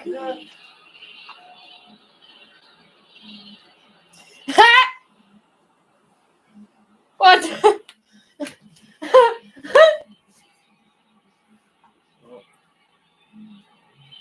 Skyburst. This chick just walks past like doesn't even give two fucks.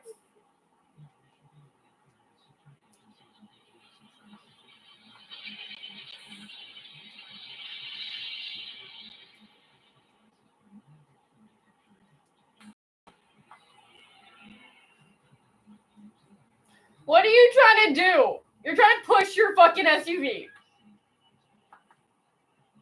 Yeah, it's busted. Time to call a tow, you idiot. What a dipshit. He's in the middle of the intersection now. Cars are just going around him. What are you trying to do?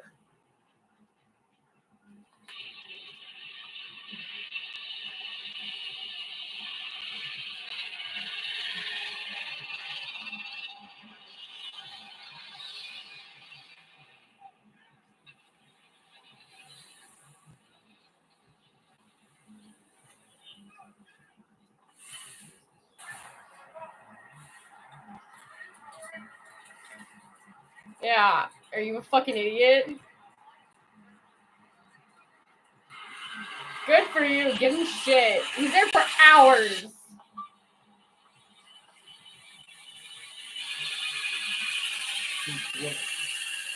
Please. No shit.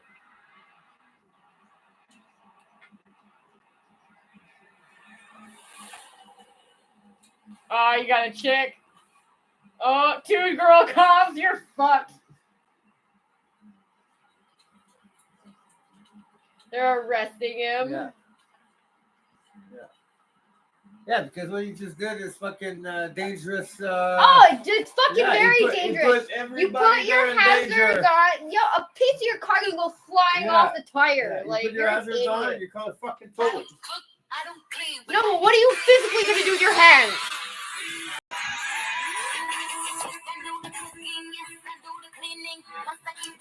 I don't cook, I don't clean, but let me.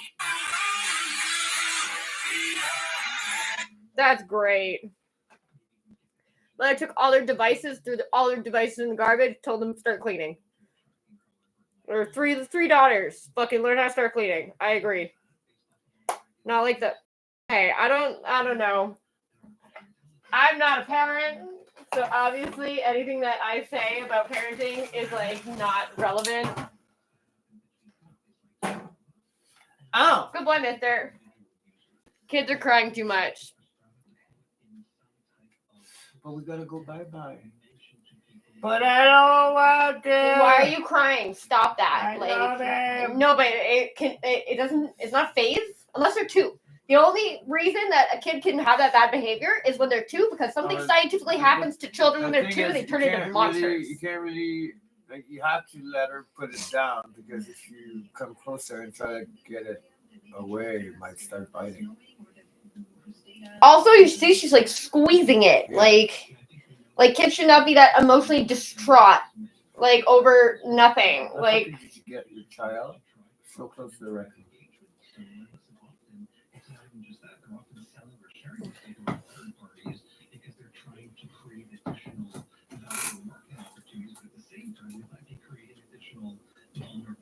And I think there's just this broader trend in digital culture, which is this illusion of boundaries between public and private data. And I think that as we're using these apps, these digital tools, I don't know that consumers are really realizing how they're relinquishing control over their location. Good job, Jack.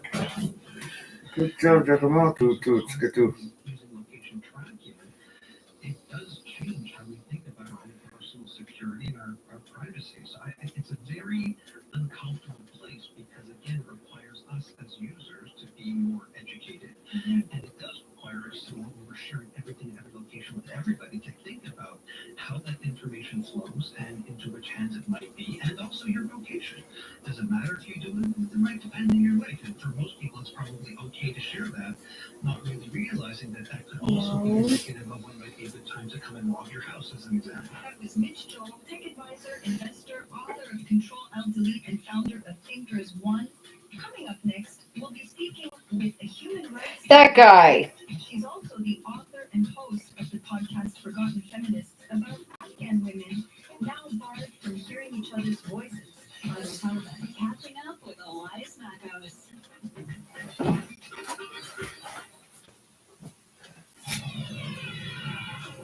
Good afternoon, it's 5:30. I'm Tom Whalen with the CTV News Update. Here's what's making news right now on the final day of the Provincial Liberal Party's convention in Lévis. Party leadership hopeful Frédéric Lechaussee told reporters that if elected, he would consider reworking Bill 96. He told reporters that the French language can be protected without taking away English rights.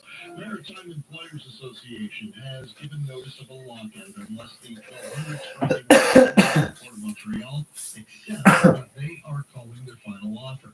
Last week, a union official said the new offer only contained cosmetic changes. Union members are voting on the offer until 6 this evening.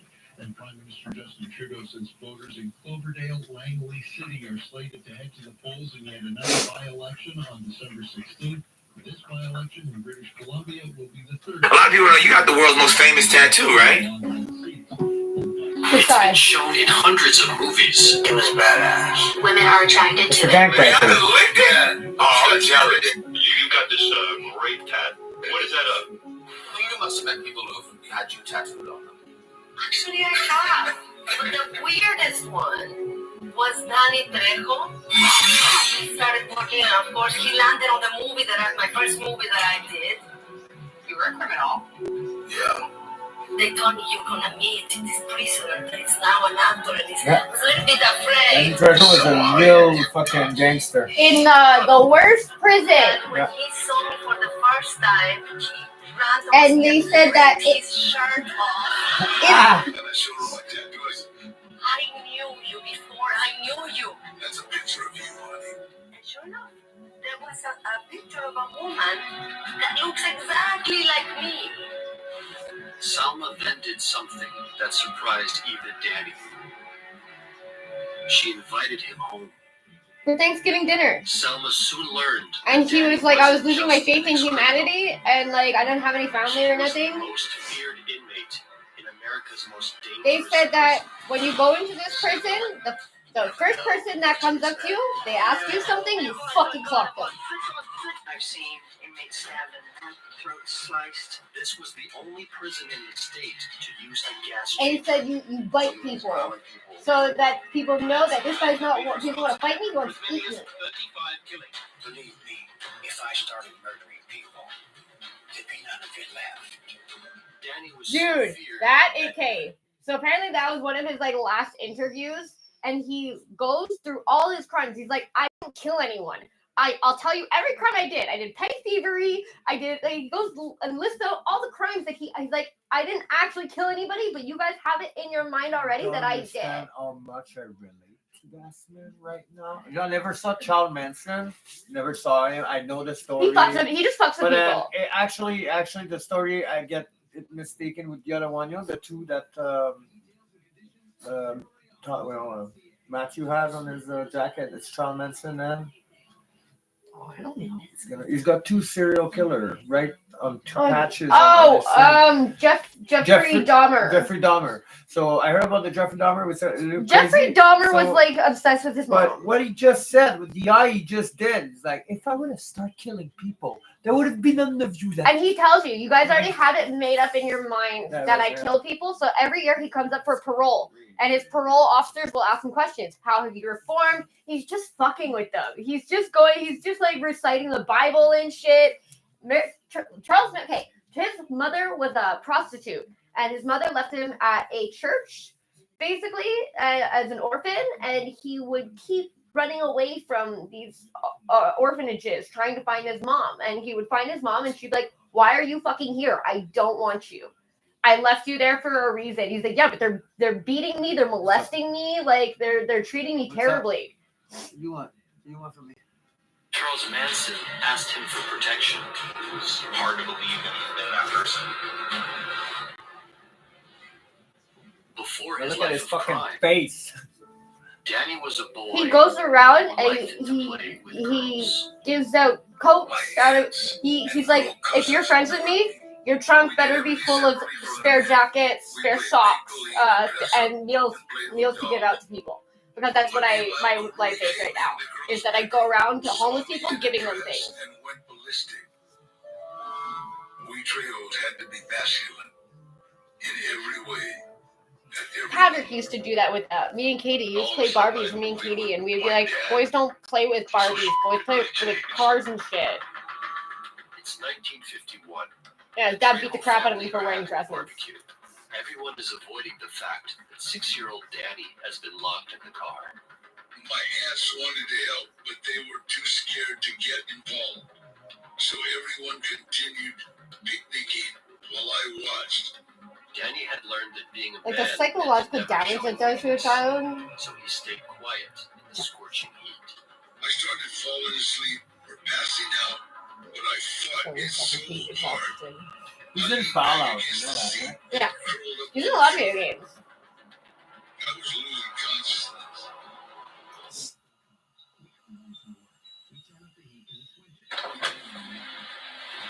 But suddenly, someone came to help.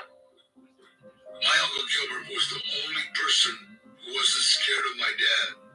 Though Danny's father had told everyone to the car, Uncle Gilbert pulled him out. My dad was yelling at him about it, and Gilbert told him to lighten up. Lighten up. I prayed to God, let me be like that. Isn't that amazing? Followed, Uncle Gilbert offered Danny something his parents didn't. I can remember asking my mom to on the phone call, hey mom, you shut up, don't step on the phone. And I asked my dad, hey, what? Now my Uncle Gilbert, I would say, hey Gilbert, hey, hold on, what do you want me on?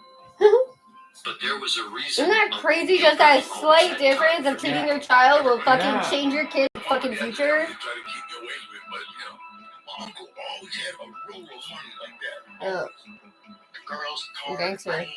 I want that. Whatever Gilbert did, I followed. If he played football, I would have been an athlete. It just so happened he was a drug dealer gangster. All the people I know that are drug dealing gangsters are honest, good people who are not scared of shit. Like, and they end up fucking being the ones that actually help people, genuinely help. His first crime was a crime of compassion. We were walking This around is one night. fucking amazing. They sounded like they were suffering, so we climbed over a big fence and set them all free. But that's not just a crime. Those cows must have been in heaven. It's a dairy farm. So it's not just kids. Look at it running! Milk mafia. Under the jurisdiction of the Food and Drug The Administration. milk mafia. Feds were all over the place. So it's not just like a fucking petty crime. He went to jail for this. Federal prison. Discovered a dark side to his hero. He was no longer like this cool Gilbert. He was like crazy. Had my grandfather's syringe. Get out of here. No, give me some. Just hold this. It's a glass syringe. It does his little atomic bomb thing. Bam, he hits his leg going. And when I let it go, I seen this whole change come over him. He gave me a fix. Next thing I remember, I was soaking wet, sitting outside my grandmother's yard at overdose. It's just dull. You're not thinking, oh, well, now I don't have to worry about school, I don't have to worry about parents, I don't have to worry about... There's nothing. No. And all I remember is hearing the ice cream truck and getting some ice cream. Danny became exactly. It's fucked up. That's a fucked up memory, eh? A few years later, Danny finds himself on a bus, taking him to a place This is honestly called the arena. This is the exact same story that majority of the people I know have. Where their parents are not good parents, and it's like somebody else who gives them like what Justin said. The fuck kind of fucking mentally fucked up person gives a child drugs? Hear this engine, and all it is everybody talking. If you've ever been next to somebody that's insanely angry, 4,000 guys You had that idea. that angry, that's the tension inside. You're either alpha or you're not. Someone's either going to say, what size shoes do you got on? And if you don't crack them in the head that first second, you're soft.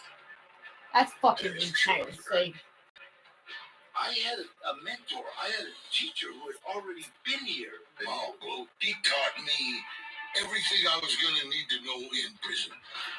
Some people get in the library to do time. Some people, do crossword puzzles. Some people play chess. I trained. That's what kept me sane. It was in 1966. Every morning I go on the fucking thing. I do about 20 chin up. I go like upside down to chin up, go back to chin up. Like, oh, you're all what are you doing there? You're showing off. I'm like, do one just to save your life. You know, over a cliff, just do one. And they're like, no, I'm good. They go and they lift their water bottles, whatever they get from the canteen. They lift their water bottle packs. Like it weight nothing, and they're just doing they do push-ups here and there. In the morning I go to those things, and when they start saying, okay, you guys are done talking about what I'm doing right now. Can I have some privacy? Yeah. Start doing a fucking push-up. I can do 25, 30. I do 50. I do five series of 50. After that, I go sit down. Nobody talks to me. Somebody just hit it bad. Everybody started getting away, and I'm screaming. Nobody talks to me. Oh, wait a minute. This guy didn't want to fight. He wants to eat. yeah, he says he bites. So people know that he's not trying to fight. He'll fucking eat you. Realize what you're becoming. Playing dominoes with a lot of people around us, and I'm killing. I set the spinner. It's double 5. It's like boom, boom, boom. Boom. Don't want trouble. You don't play games. Table. He's just bleeding. Somebody just hit him bad. Everybody started getting away, and I'm screaming, "No, wait! I got 5s. I got 5." He's talking about the dumb fuck.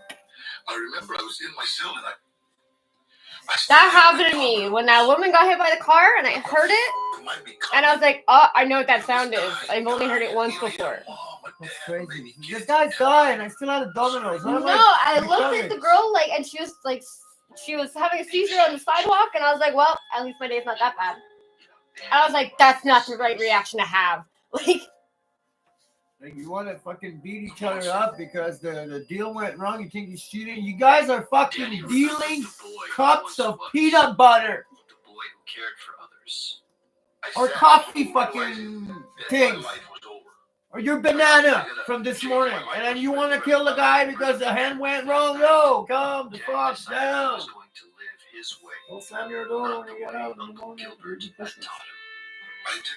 of it as reforming. I thought about keeping a promise. From now on, you've got to do things for other people. And any kind of reward.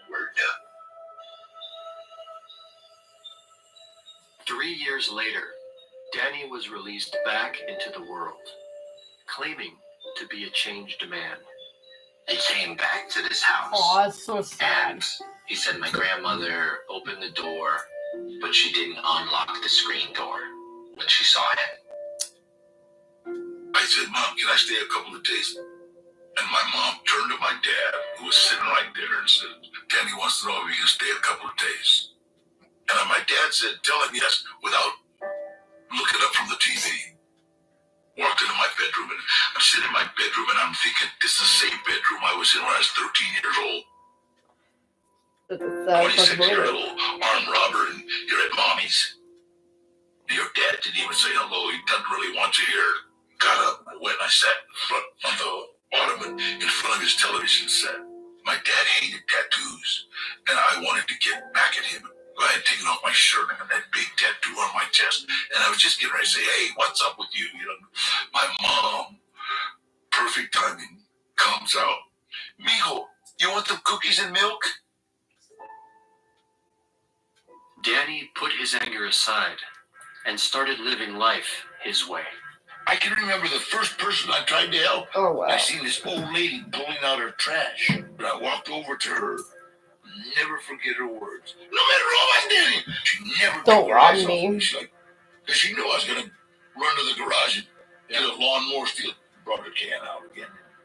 No one trusted the guy who had once robbed the entire neighborhood. But Danny didn't quit. He learned how to help other people. Started giving out his number, and people would just call him up. Danny got sober and found a decent job. But one day, he got an unexpected visitor. Gilbert pulls up in a new Lincoln. He's only been out of the joint about 2 weeks. Already got everything going for him. Mm-hmm. And I'm looking like I'm escaped from a Vietnamese just covered in grease. I'm looking in a wrecking out. And he asked me, what the f*** are you doing? And I said, Chef, Gilbert, I'm working. And he goes, here. And he gave me 2 quarters of heroin. And he gave me $1,000. He says, you want those? Get yourself together, start, go ahead and work for me. I got the bag, I'm doing real well. I had worshipped Gilbert since I was a kid. He'd been my role model. Gilbert, you, I can't, man. And the first time I ever walked away from him. From that point on, good for you. Danny never fell under the influence of Gilbert. Yeah, guy didn't last much longer. He overdosed and died. My cousin found him. Yeah, but that's the reality of it. His big brother. You want to party, like, even though the party Danny ends. from that path, he just loved Gilbert to death. That was his everything. Look how much kind of gun he has. Yeah, it's Charlie Enfield number 7, 303 caliber. Himself acting like a convict once again. Fresh off his hit movie debut, 23-year-old director Robert Rodriguez making his next movie, starring Antonio Banderas and newcomer Salma Hayek. You and Salma developed a very nice give and take. It's got easy and fantastic. I love Antonio, but Antonio. He's doing the Charlie Cast and it's like turning and it's like, Antonio! I did a silent assassin, and so I told the casting director, Fami Samay, just looks really menacing. And then you walked in and it was like, holy shit. Who's acting? He looks creepy as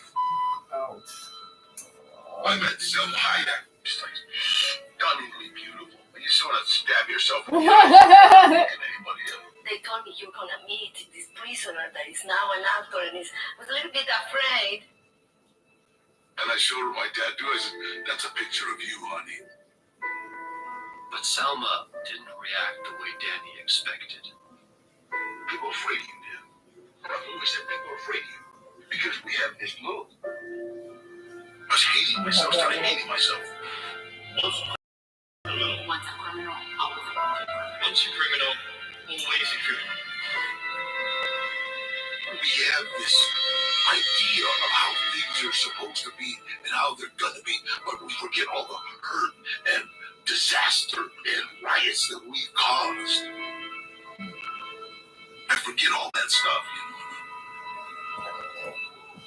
Whoa.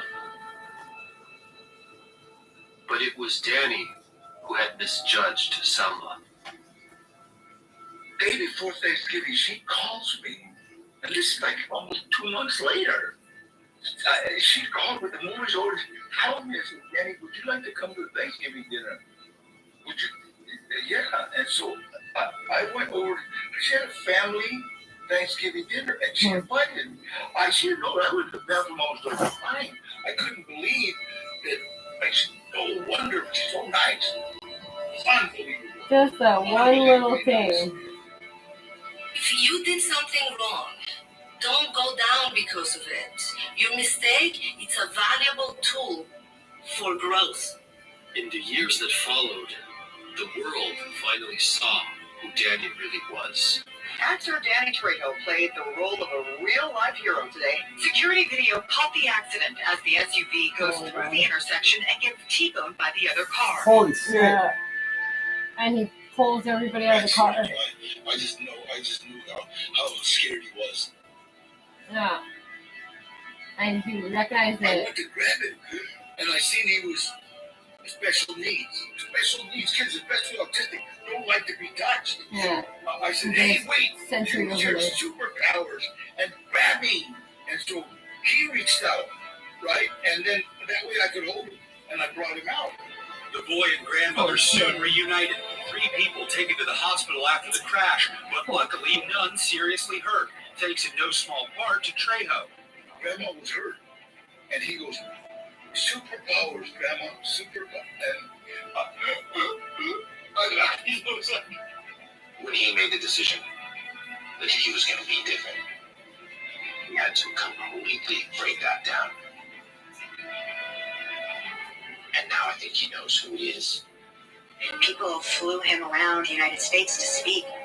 One of the most impressive motivational speakers you'll ever hear, Danny Trejo. One day, that's all I got. All I got is one day. Do you understand? Now, how do I want to live today? He literally drives around, stopping people on the street and giving them toys. To be my friend, Just you this gotta have second. purple underwear, socks, and t-shirts in your trunk of your car to pass out to the homeless. He dedicated his life to rehabilitating others. Trejos Tacos is about giving back. We're starting a foundation for autism. I think he really has seen the value of life. Living good. Things happen to me. Has happened as a direct result of helping someone else. The town that he terrorized in his youth now has a mural of him because of all the good that he did.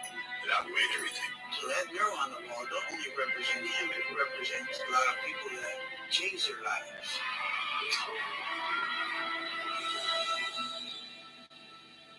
I can evolve. I can change. I can dream now, and it's okay. Yo. Right? Wasn't that so good? Danny Trejo just became one of my favorite actors.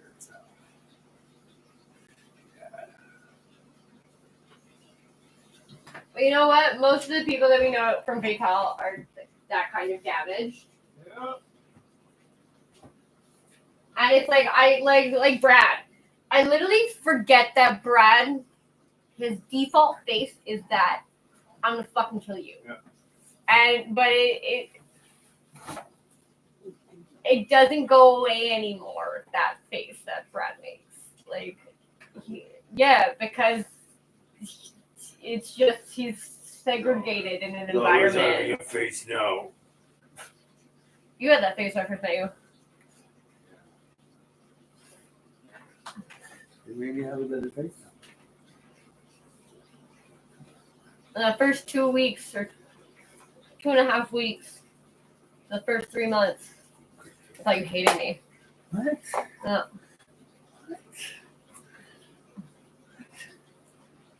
Baby! You had that face at me. What's so stupid? You had that face that you were making at me. It was only when we moved into the car at Dom's you stopped making that face.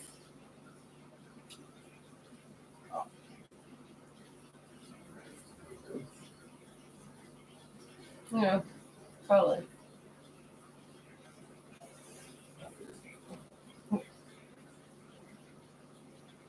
I don't know. It was a face where you would.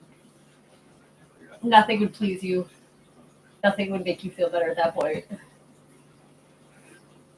But by the third week, you're good. By the third week, you started to lighten up a little bit. And by 3 days before the first, you would start panicking. Oh, yeah?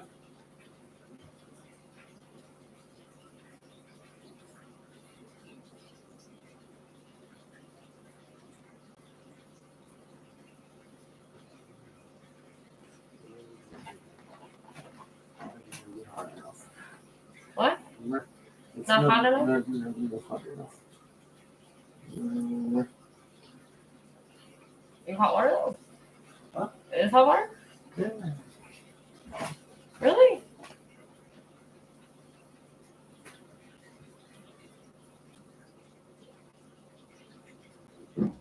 Not really, because Like boil water? I'll wait until I guess. I'll wait and I'll put I'll remove some water and put the water on its back. Oh, boil water. Only take a couple pots. A couple pots of water. Water.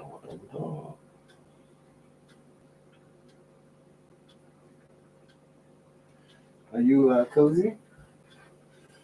With the heater? Wow. Why I like this thing. Yeah. Sheets here. Hot here.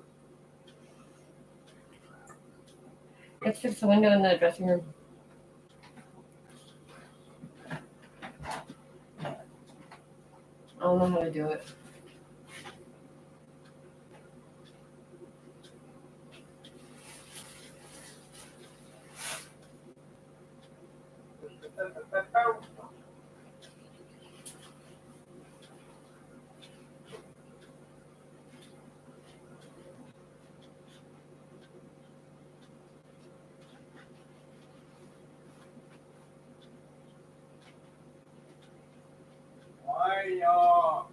The shade? Fucking hate those things.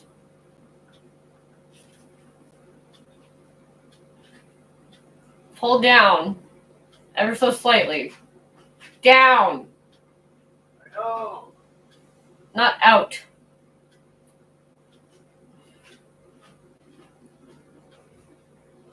And Too much on the left so it gets caught.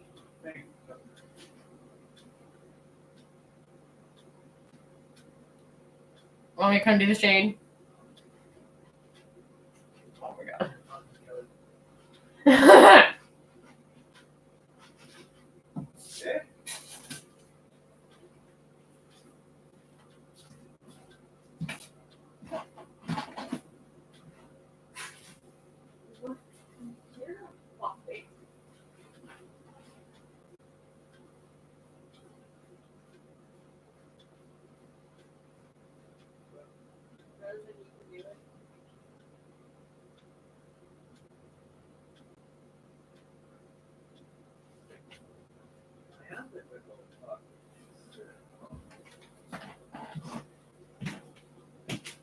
Hi, Jack. Daddy's being before.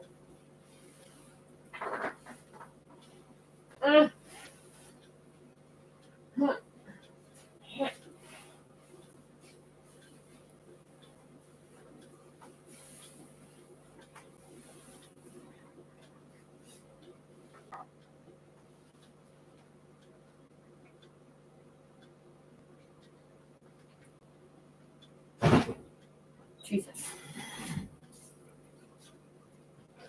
Oh.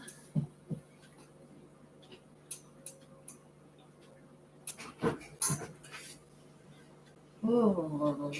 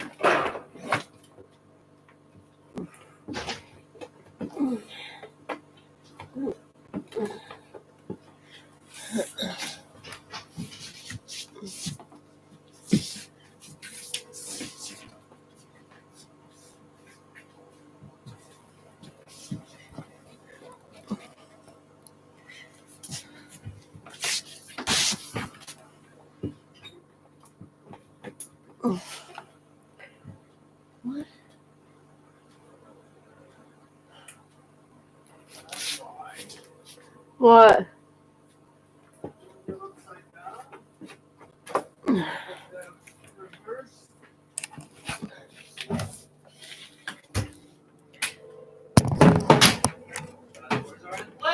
Thank you.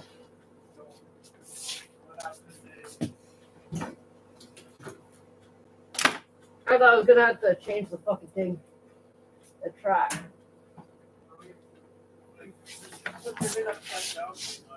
Oh.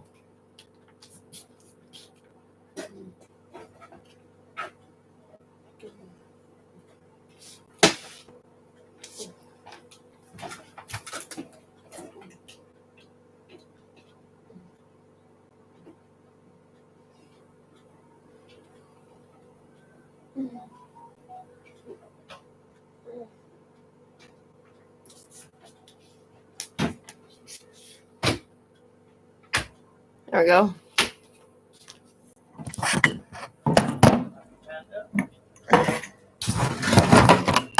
Are you having Fanta? Ugh. A lot of people. The man asked me why I would want to adopt a broken dog. I was ready to adopt my first rescue dog, and it just so happened that the puppy was born deaf. I immediately thought of my nephew, who was also born deaf, and it really sparked a fire within me. It really changed my entire life's mindset. And I realized that people had a very, very special way with children and a very special way with humans in general. And I knew that I wanted to pursue therapy dog training for him. I wanted to change the way people think about differences. And it is profound advantage. Oh, look at the puppies. Therapy dog. And to be Oh, look at the puppies. Fat puppy. 100% of his focus where he wants it on any given moment. Okay.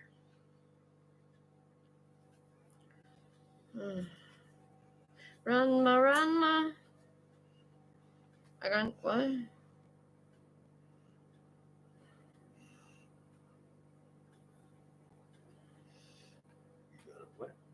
Yeah, well, it takes a long time. It's a 5-year-old feral cat. Got 17 days ago and has hid all 17 days. It's a feral cat. Like, and for a cat to be 5 years old and, like, just out, like, I don't know.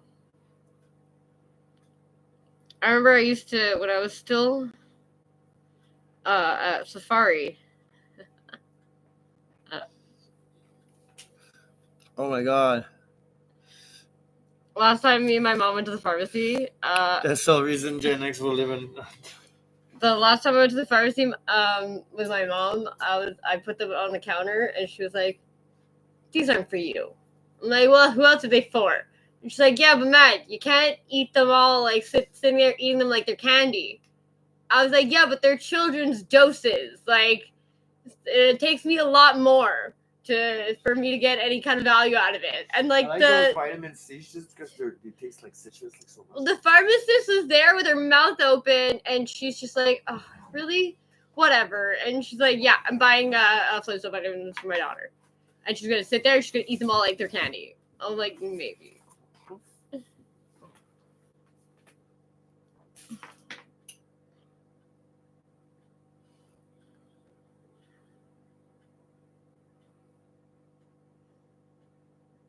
Really?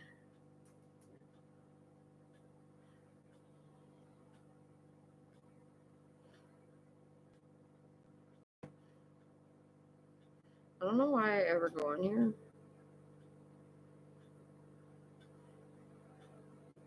It's just sad.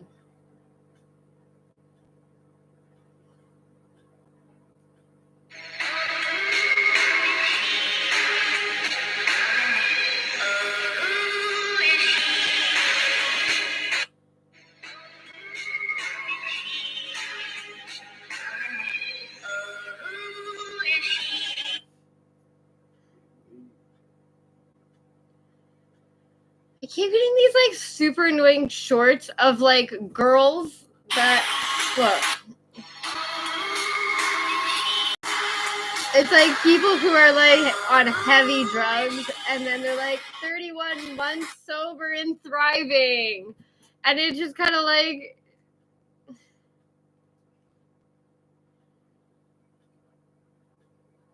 a lot of the time they like to put a cute animal, or they'll put them with their child, their like fucking 4-year-old child. They'll be like, "So much better." I'm like, "Oh, look, you found filters."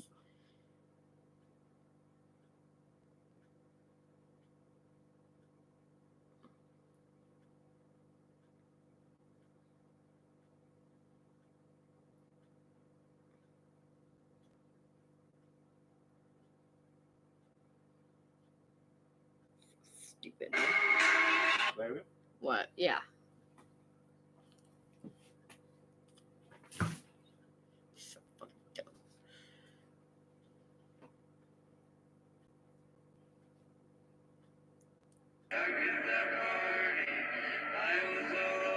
Let's go. What? Can you teach me how to dance? Let's go. What? Can you teach me how to dance?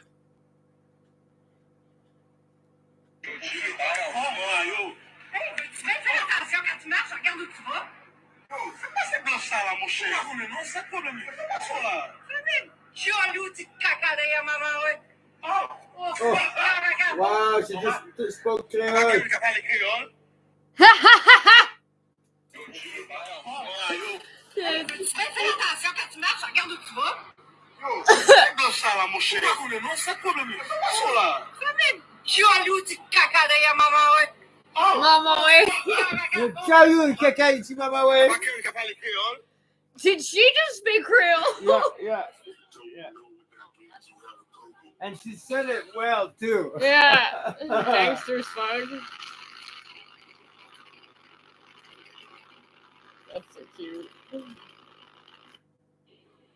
235 acres. We farming our own chickens, homie.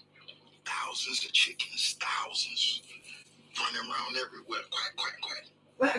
Next level shit, homie. 235 acres. We farming our own chickens, homie. Thousands of chickens, thousands. Running around everywhere. Quack, quack, quack. Talk about next level shit, homie. Yeah. 235 acres. That's amazing. It reminds me so much of chicken that quack, quack, quack. Do not shop at Walmart until you see this. So my brother works at Walmart and he let me in on a little known secret. He showed me a Walmart website where you can qualify and receive a $750 Walmart voucher straight to your front door or email just by answering some survey questions. I tried it for myself and finished in less than 3 minutes. Once I got to Walmart and the guy, we're looking like for the phones and stuff. He's like, well, if you already have a phone line with a company, with a contract, we can transfer your phone number to another company, and then you can get a free phone, and then you can get a $350 gift card from Walmart. I'm like, wait. He's like, but you have to buy something, like even if it's $1. Like, so if I buy that phone case, and both of us with our phone number and our phones, you give us brand new phones, and switch our company. And you give us, both of us, a $350 card. It's like, yeah, but you have to buy, each of you have to buy a case of $1. Let's fucking do this. And you did? And I did. And I got then two brand new phone with two $350 gift card. And I looked at it and I was like, yo, we got fucked. They got us. Like, yo, come over here and get a fucking phone. And we fucking did. Like, this is not the first time you get fucked like this. Like, you end up with $700, two brand new phone, and no strings attached. That's fucked up. No strings attached. When was this? Was when I was in Rapatini with my buddy Phil. So 2015. So he did pretty much prior to 2015. It was 2016 actually, because it was the brand new. It was the Samsung Galaxy 5. And I had the metal one, which was good, but then I had the other one that was better with the processor. Anyway, it was two versions of the same Samsung 5. And then, yeah, it's like what I did with you. I got another line on my thing. So I got that I've heard number. before. So the Walmart thing with the gift card thing, I've never heard of that. Switch is FIDO thing for a TELUS one. Same phone numbers on both of the phones. They just give you brand new phone, and then they arrange everything with FIDO for the transfer of the company. It's like, have you been with them for more than 6 months? Like, yeah, that's fine. We can transfer. I'm like, okay. It's a Walmart guy. And it's to FIDO? That works in the phone section from FIDO to TELUS. FIDO is now TELUS. Oh, whatever. Oh, yeah. Yeah. Phone case. Yeah, FIDO and TELUS are the same. The phone case that didn't even fit with the phone. We just need to buy something for the whole thing to work. That's ridiculous. You can't just get there and not pay $1. But if you choose an item, any item in the store, you're like, what? Really? I can't do that.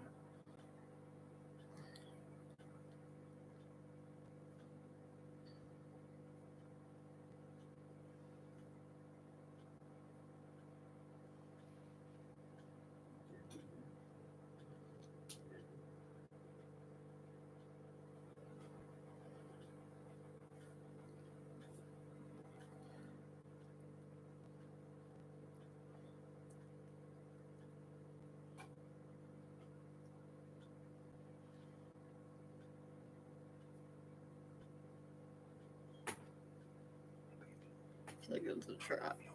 I love you.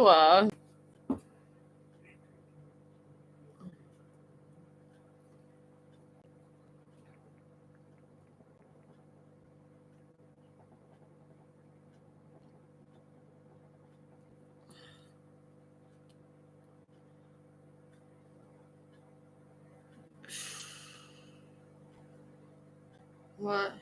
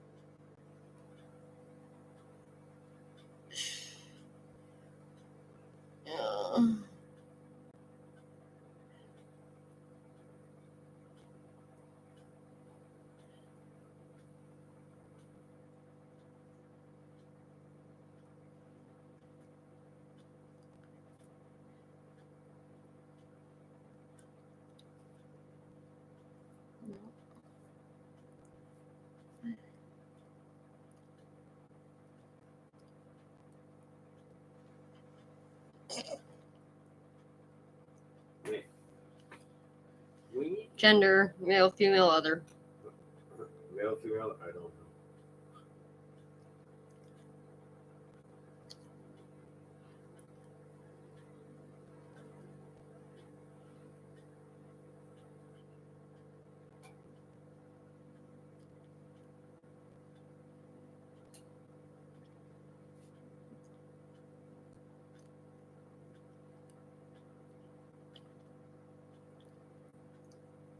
Huh.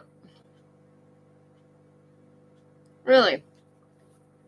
What generation do you identify with the most? Silent generation, 28 to 45, baby boomers, 46 to 64, Gen X, 65 to 80, millennial, 81 to 96, Gen Z, 97 to 2012. Oh, I definitely get along with Centennial. What are centennials? Centennial is people over 100 years old. Oh.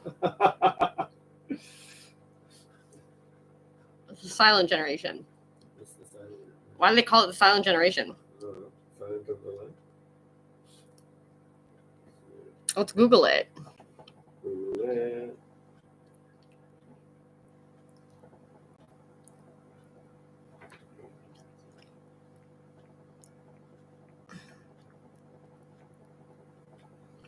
Damn, son. Where did you find these?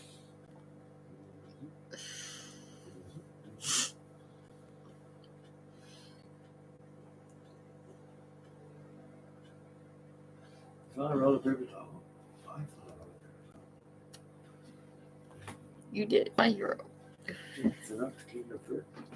What form of payment do you primarily use for online purchases? None. Why is none not an option?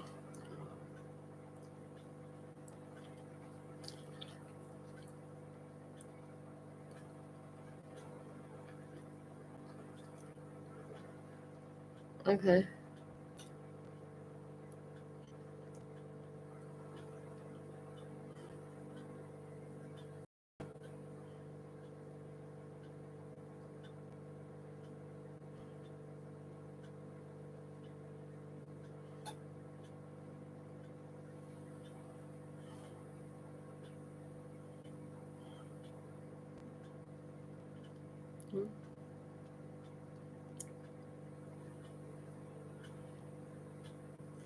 No.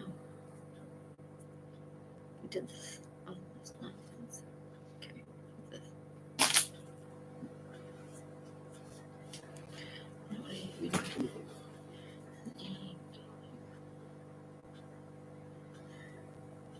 A sec.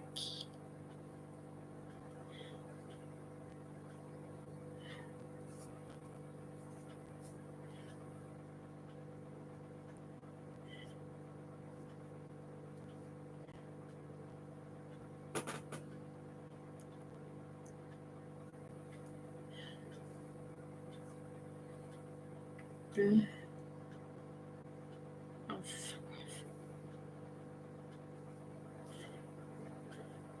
driver's license. Reacquiring a license. Less than 3 years ago.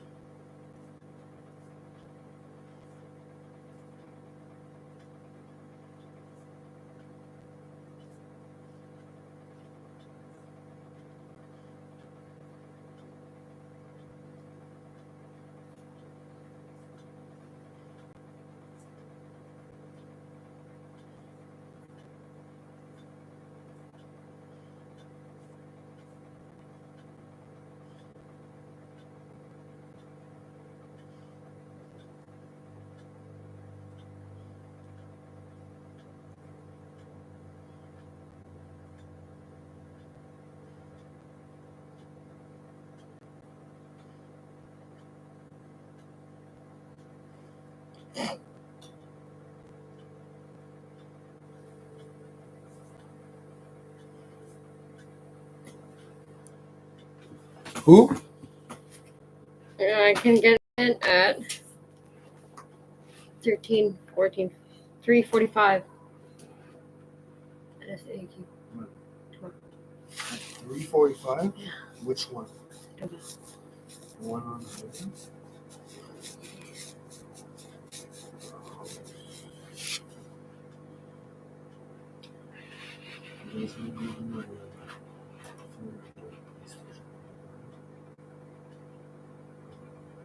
Mhm.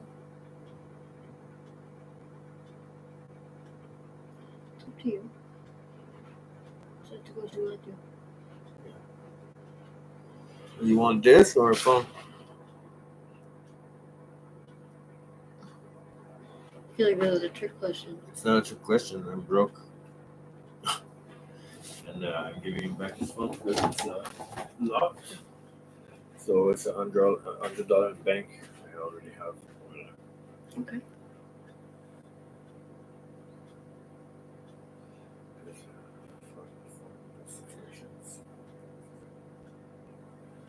Yeah.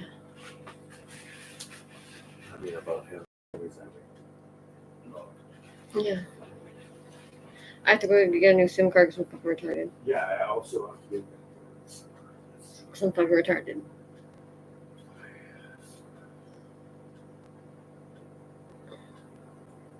If it's $10 or something. Yeah, it's usually. I have enough money for that. We have But all you to don't have a change. phone.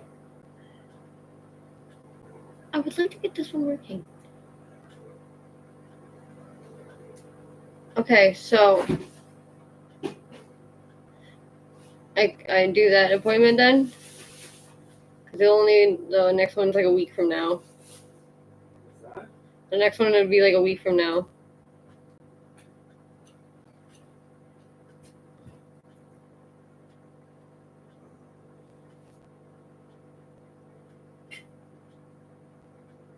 Because I don't have any money now.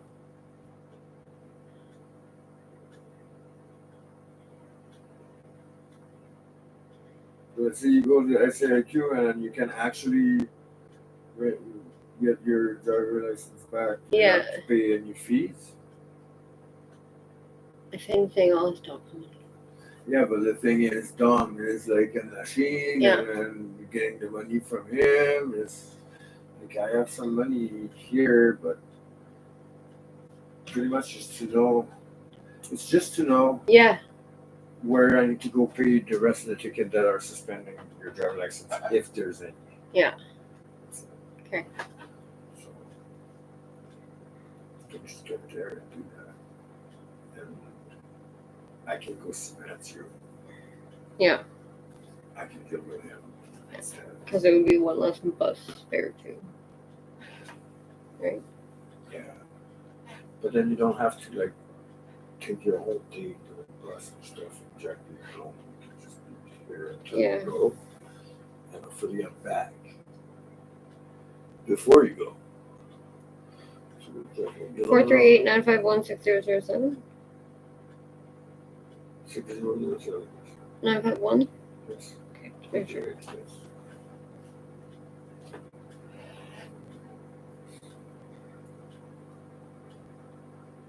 We can do it.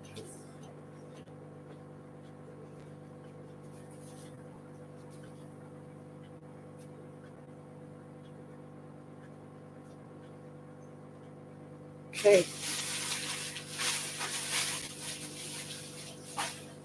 No.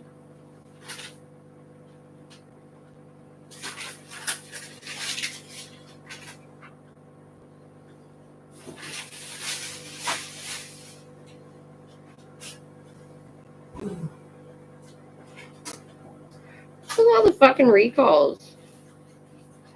What? All the recalls.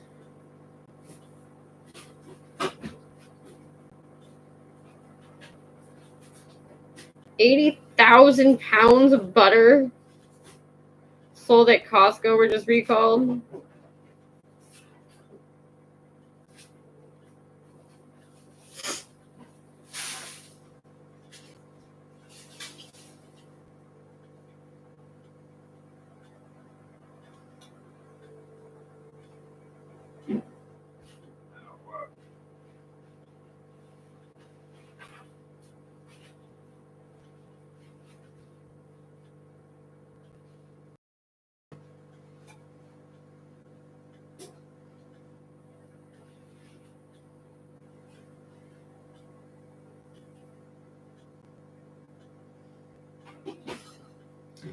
That's fucking neat. Amidst a cache of glittering golden treasures from the Iberian Bronze Age, a pair of corroded objects might be the most precious of all. A dull bracelet and a rusted hollow hemisphere decorated with gold, forged researchers have found not out of metal beneath the ground, but with iron from meteorites. That's fucking cool. Say that again. Meteorite. It's a bunch of gold that's made of meteor. Iron from meteors. The Tutankhamun pharaoh. The what? The pharaoh. Yeah. Tutankhamun. No. He had in his sarcophagus, in his treasure when they found it, it was a dagger made out of a metal that was from a meteor, because there's no other metal the same. That's what they're saying all this stuff is. 66 mostly gold objects. It was discovered more than 60 years ago in Spain.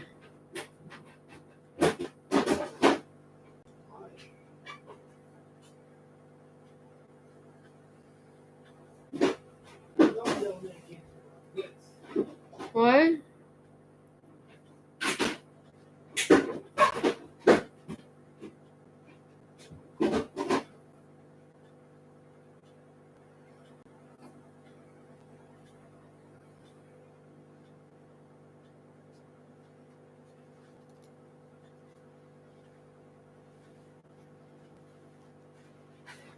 No way!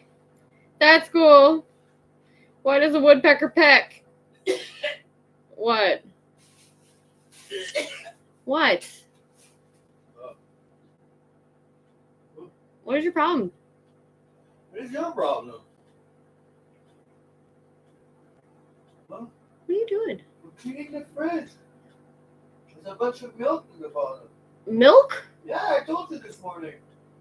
That the bag was pierced, that's why I put them in the door. There's a bunch of bag in the bottom of a bunch of milk in the bottom of the bag, and a bunch of milk in the bottom of the fridge.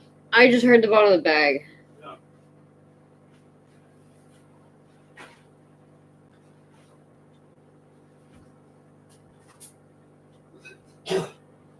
You're gonna do that the whole time, though? Okay, well then you want me to just do it? You're busy, were you? Does it look like I'm busy? Yes.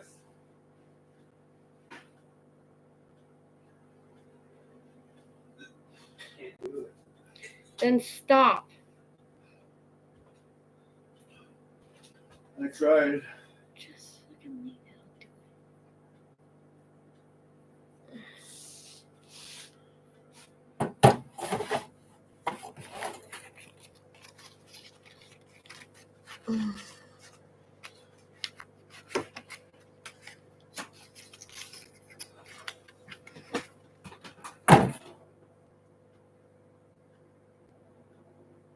So even the smell or the look of it, it's when I grab the paper towel, it's like slimy because it's maple syrup and milk. It's the texture that it has when I pick it up makes me gag.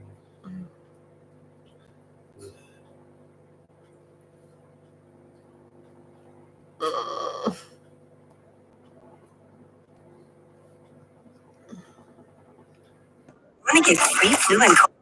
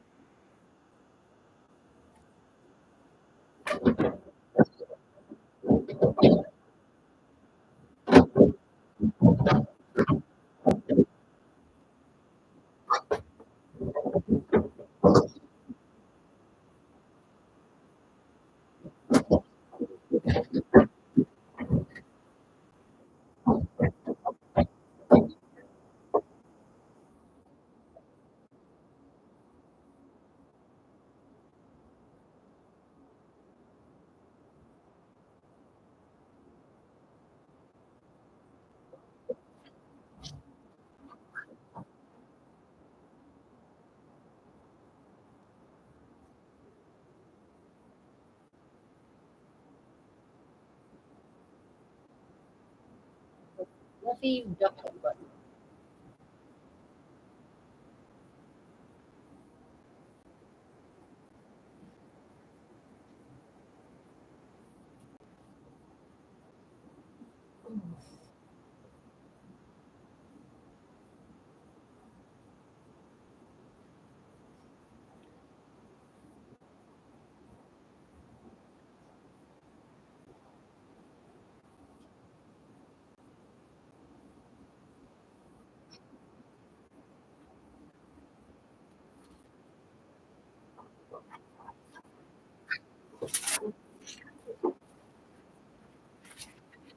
Sorry, I'm being a bit Bobby.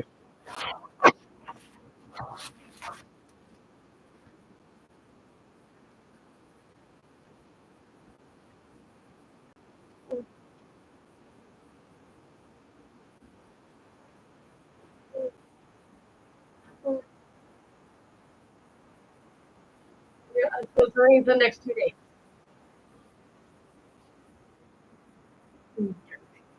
Huh? That's so much planned for the next few days. Pretty much fixing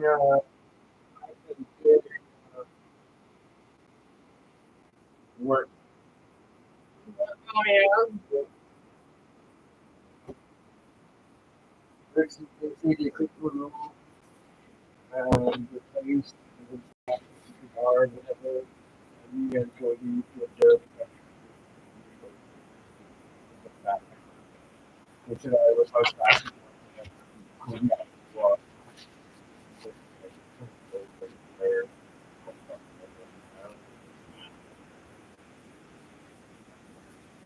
Okay, surely that makes you do that with some thought and stuff like that. But this looks like you guys put some effort Into fucking it up. and it's fucking it up more than being lazy and dirty. Like you guys like actually put some effort. Yeah, but you gotta understand that Jay is not one to, not a teacher. You can't leave Max to Jay. It's not fair. Because, and it's Max's generation to be honest. Like,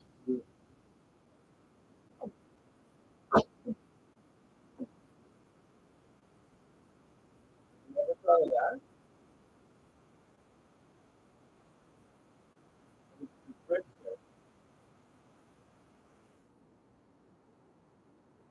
When did you ever thought of that?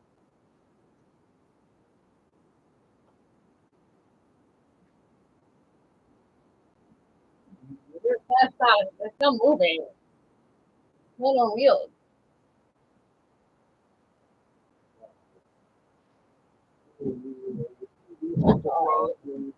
I'm literally gonna sue them for like mental distress. It's not a person, it's a medication.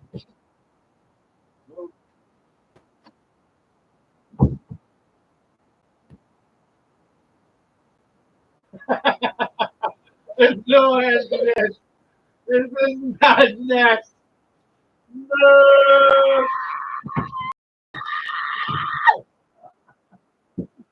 Now you have to open it. Oh my. Let's do it.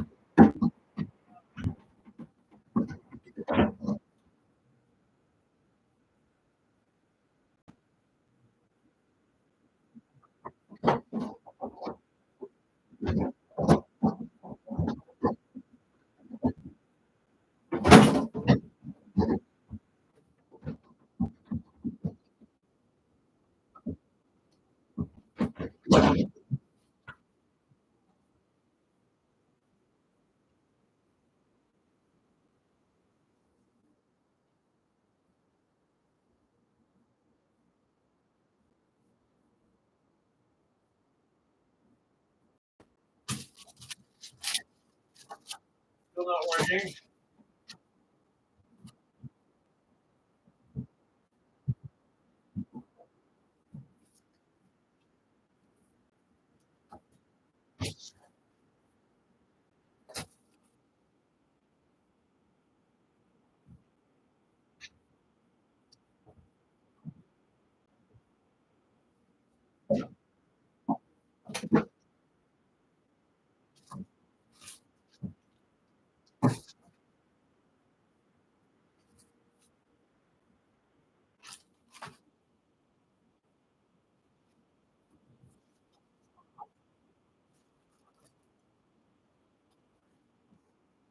Yeah.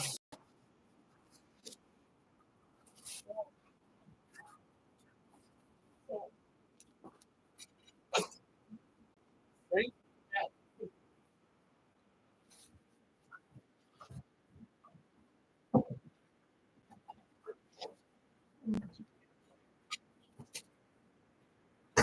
This is weird. That chicken.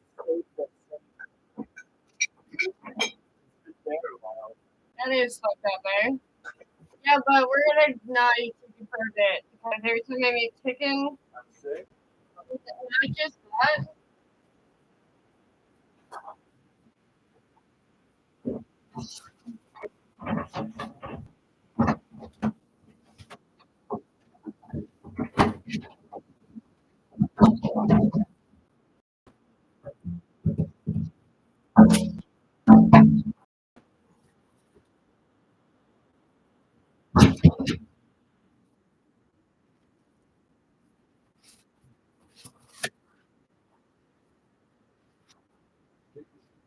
Drawers. I don't see why they're necessary.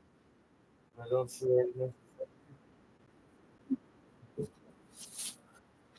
But these are fucking hands on your I use them for dishing. There you go. Yeah, and then there was the one that I put a strip on and like broke it a lot, and then I threw it down the stairs. I put it on the top stair and it just like fell. It just fucking fell on the way down.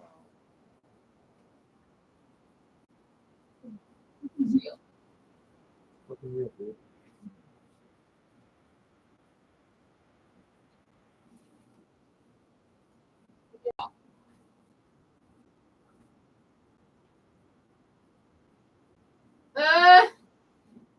That's fucking shitty.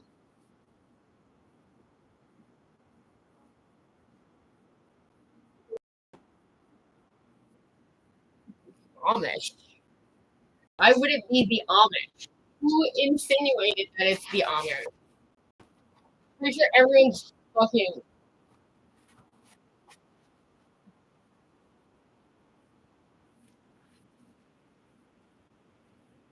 Yeah, I noticed that.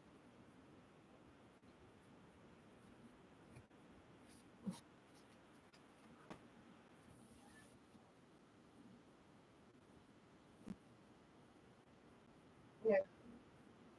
Oh no. Yeah, but that's what this fucking whole city is fucking built on. Look at real. Yeah, but like that is like our police force, our fucking-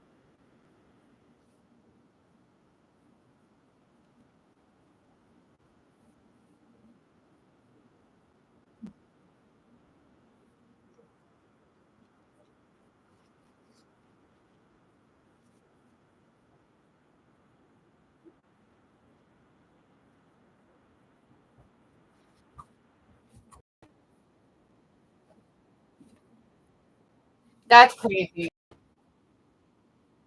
Stabbing, yeah, like stabbing the fucking crap out of each other. Fucking crazy.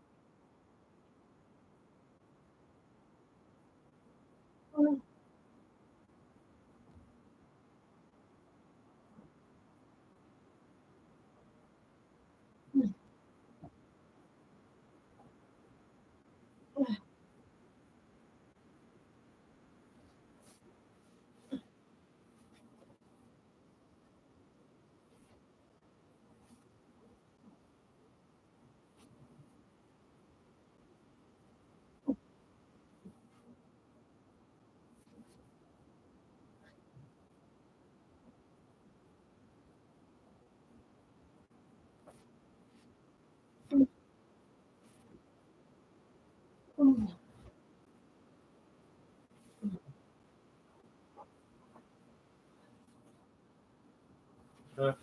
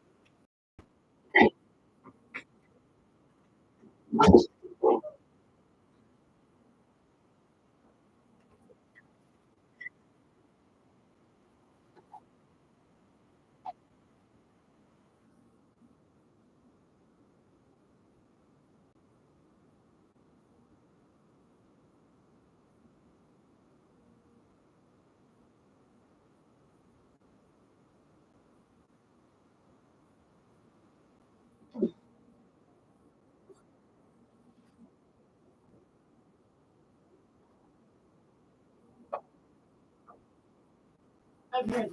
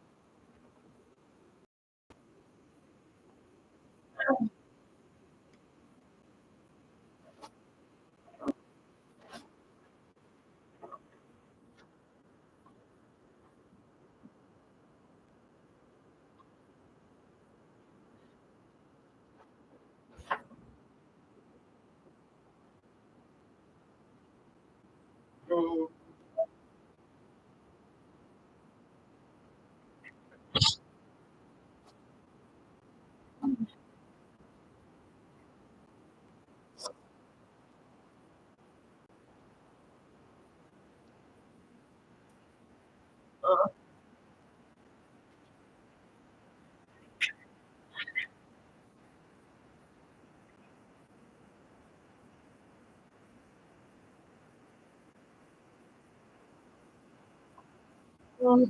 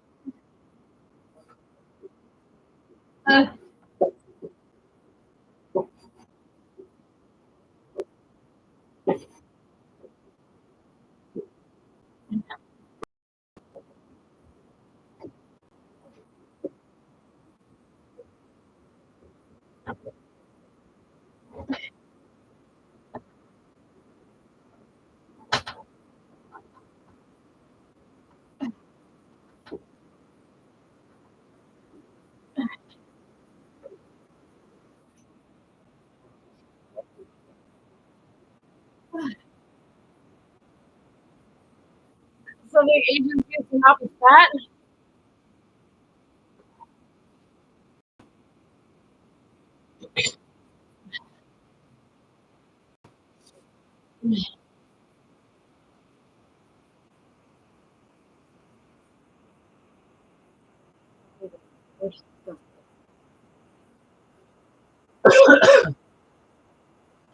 Fucking mother. Fucking disgusting. Like, you need therapy. You don't need a sex therapist, you need fucking regular therapy. Like, stop.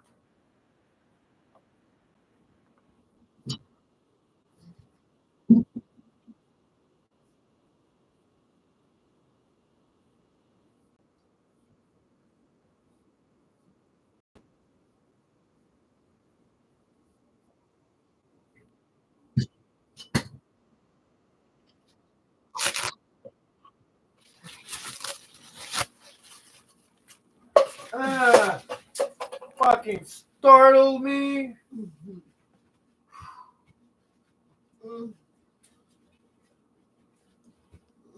It's PTSD because what bad could have happened? What?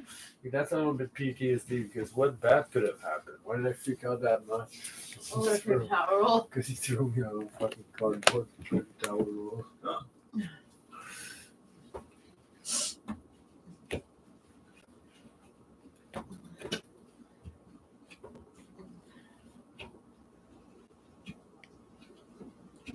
I used to have a really bad temper. That's what I used to do. I used to throw shit, slam shit. Stuff that was very breakable and would make loud bang sounds when you throw them.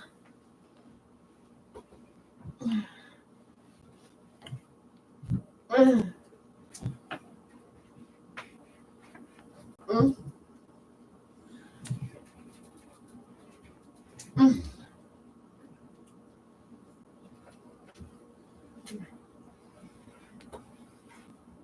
wonder what this thing is at the bottom. Huh? Like a little nozzle thing. I'm assuming it's when your fridge stops getting cold. You have to put Freon in it or something. Oh. Yeah, as it turns out, fridge repair is like a whole job category Yep. that people specialize in. You know that Freon, how it works is like when it's heated, it becomes cold. What is it? So underneath the Freon pipe, it's a element, in your fridge. If you remove the Freon thing, Okay. you'll see an element like in your oven. Oh, no shit. Yeah, that's in your freezer. And that's what makes the thing go super cold. An oxymoron.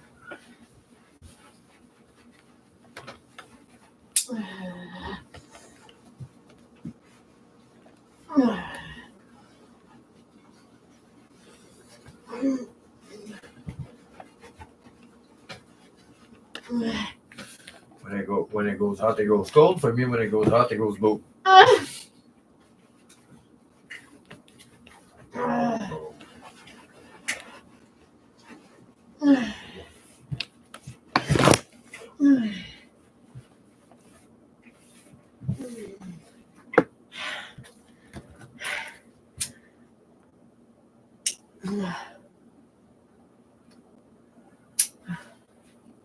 Whoa. Hello. Hi. Okay.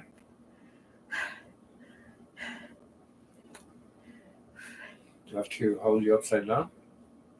Like the orange cat? Blood in his brain?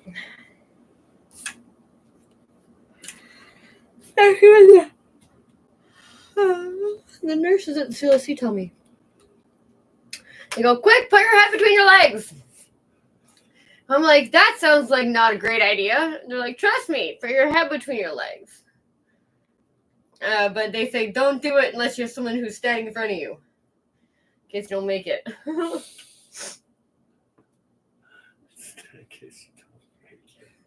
Well, bam. Yep. You're gonna want someone standing in front of you. Face first, the ground.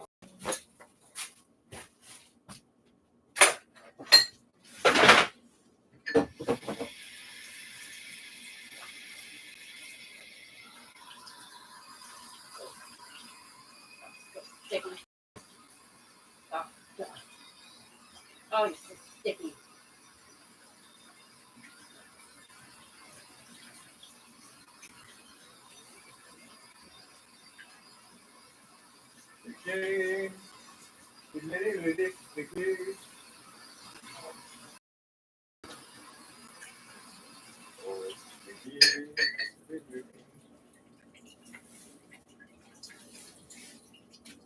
Or fish out of paper towel?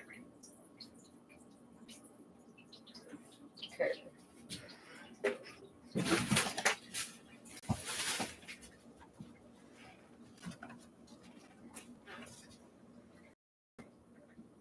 Done, we're done.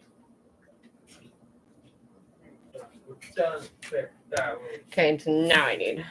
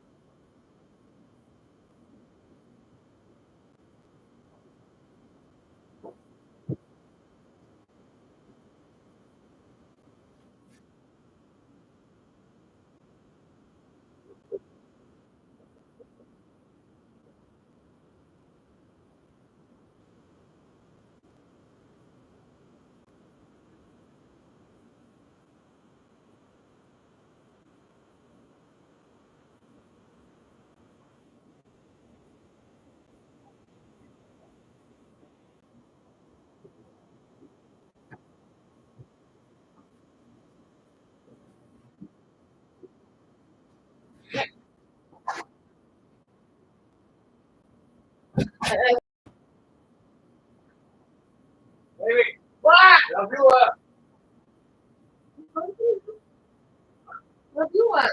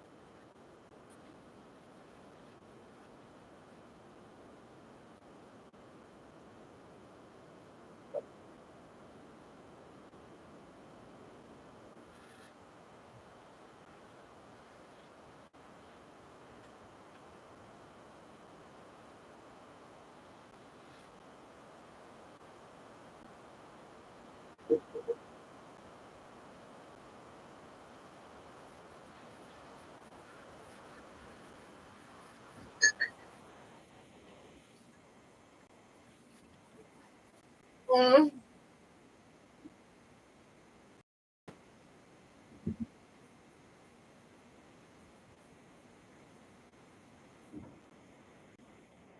Oh, wow.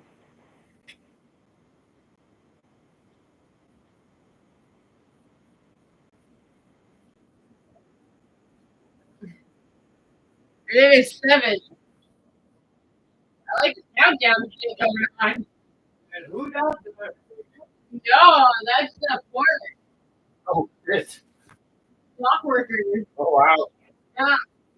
Something like $90 million a day in losses if they shut down.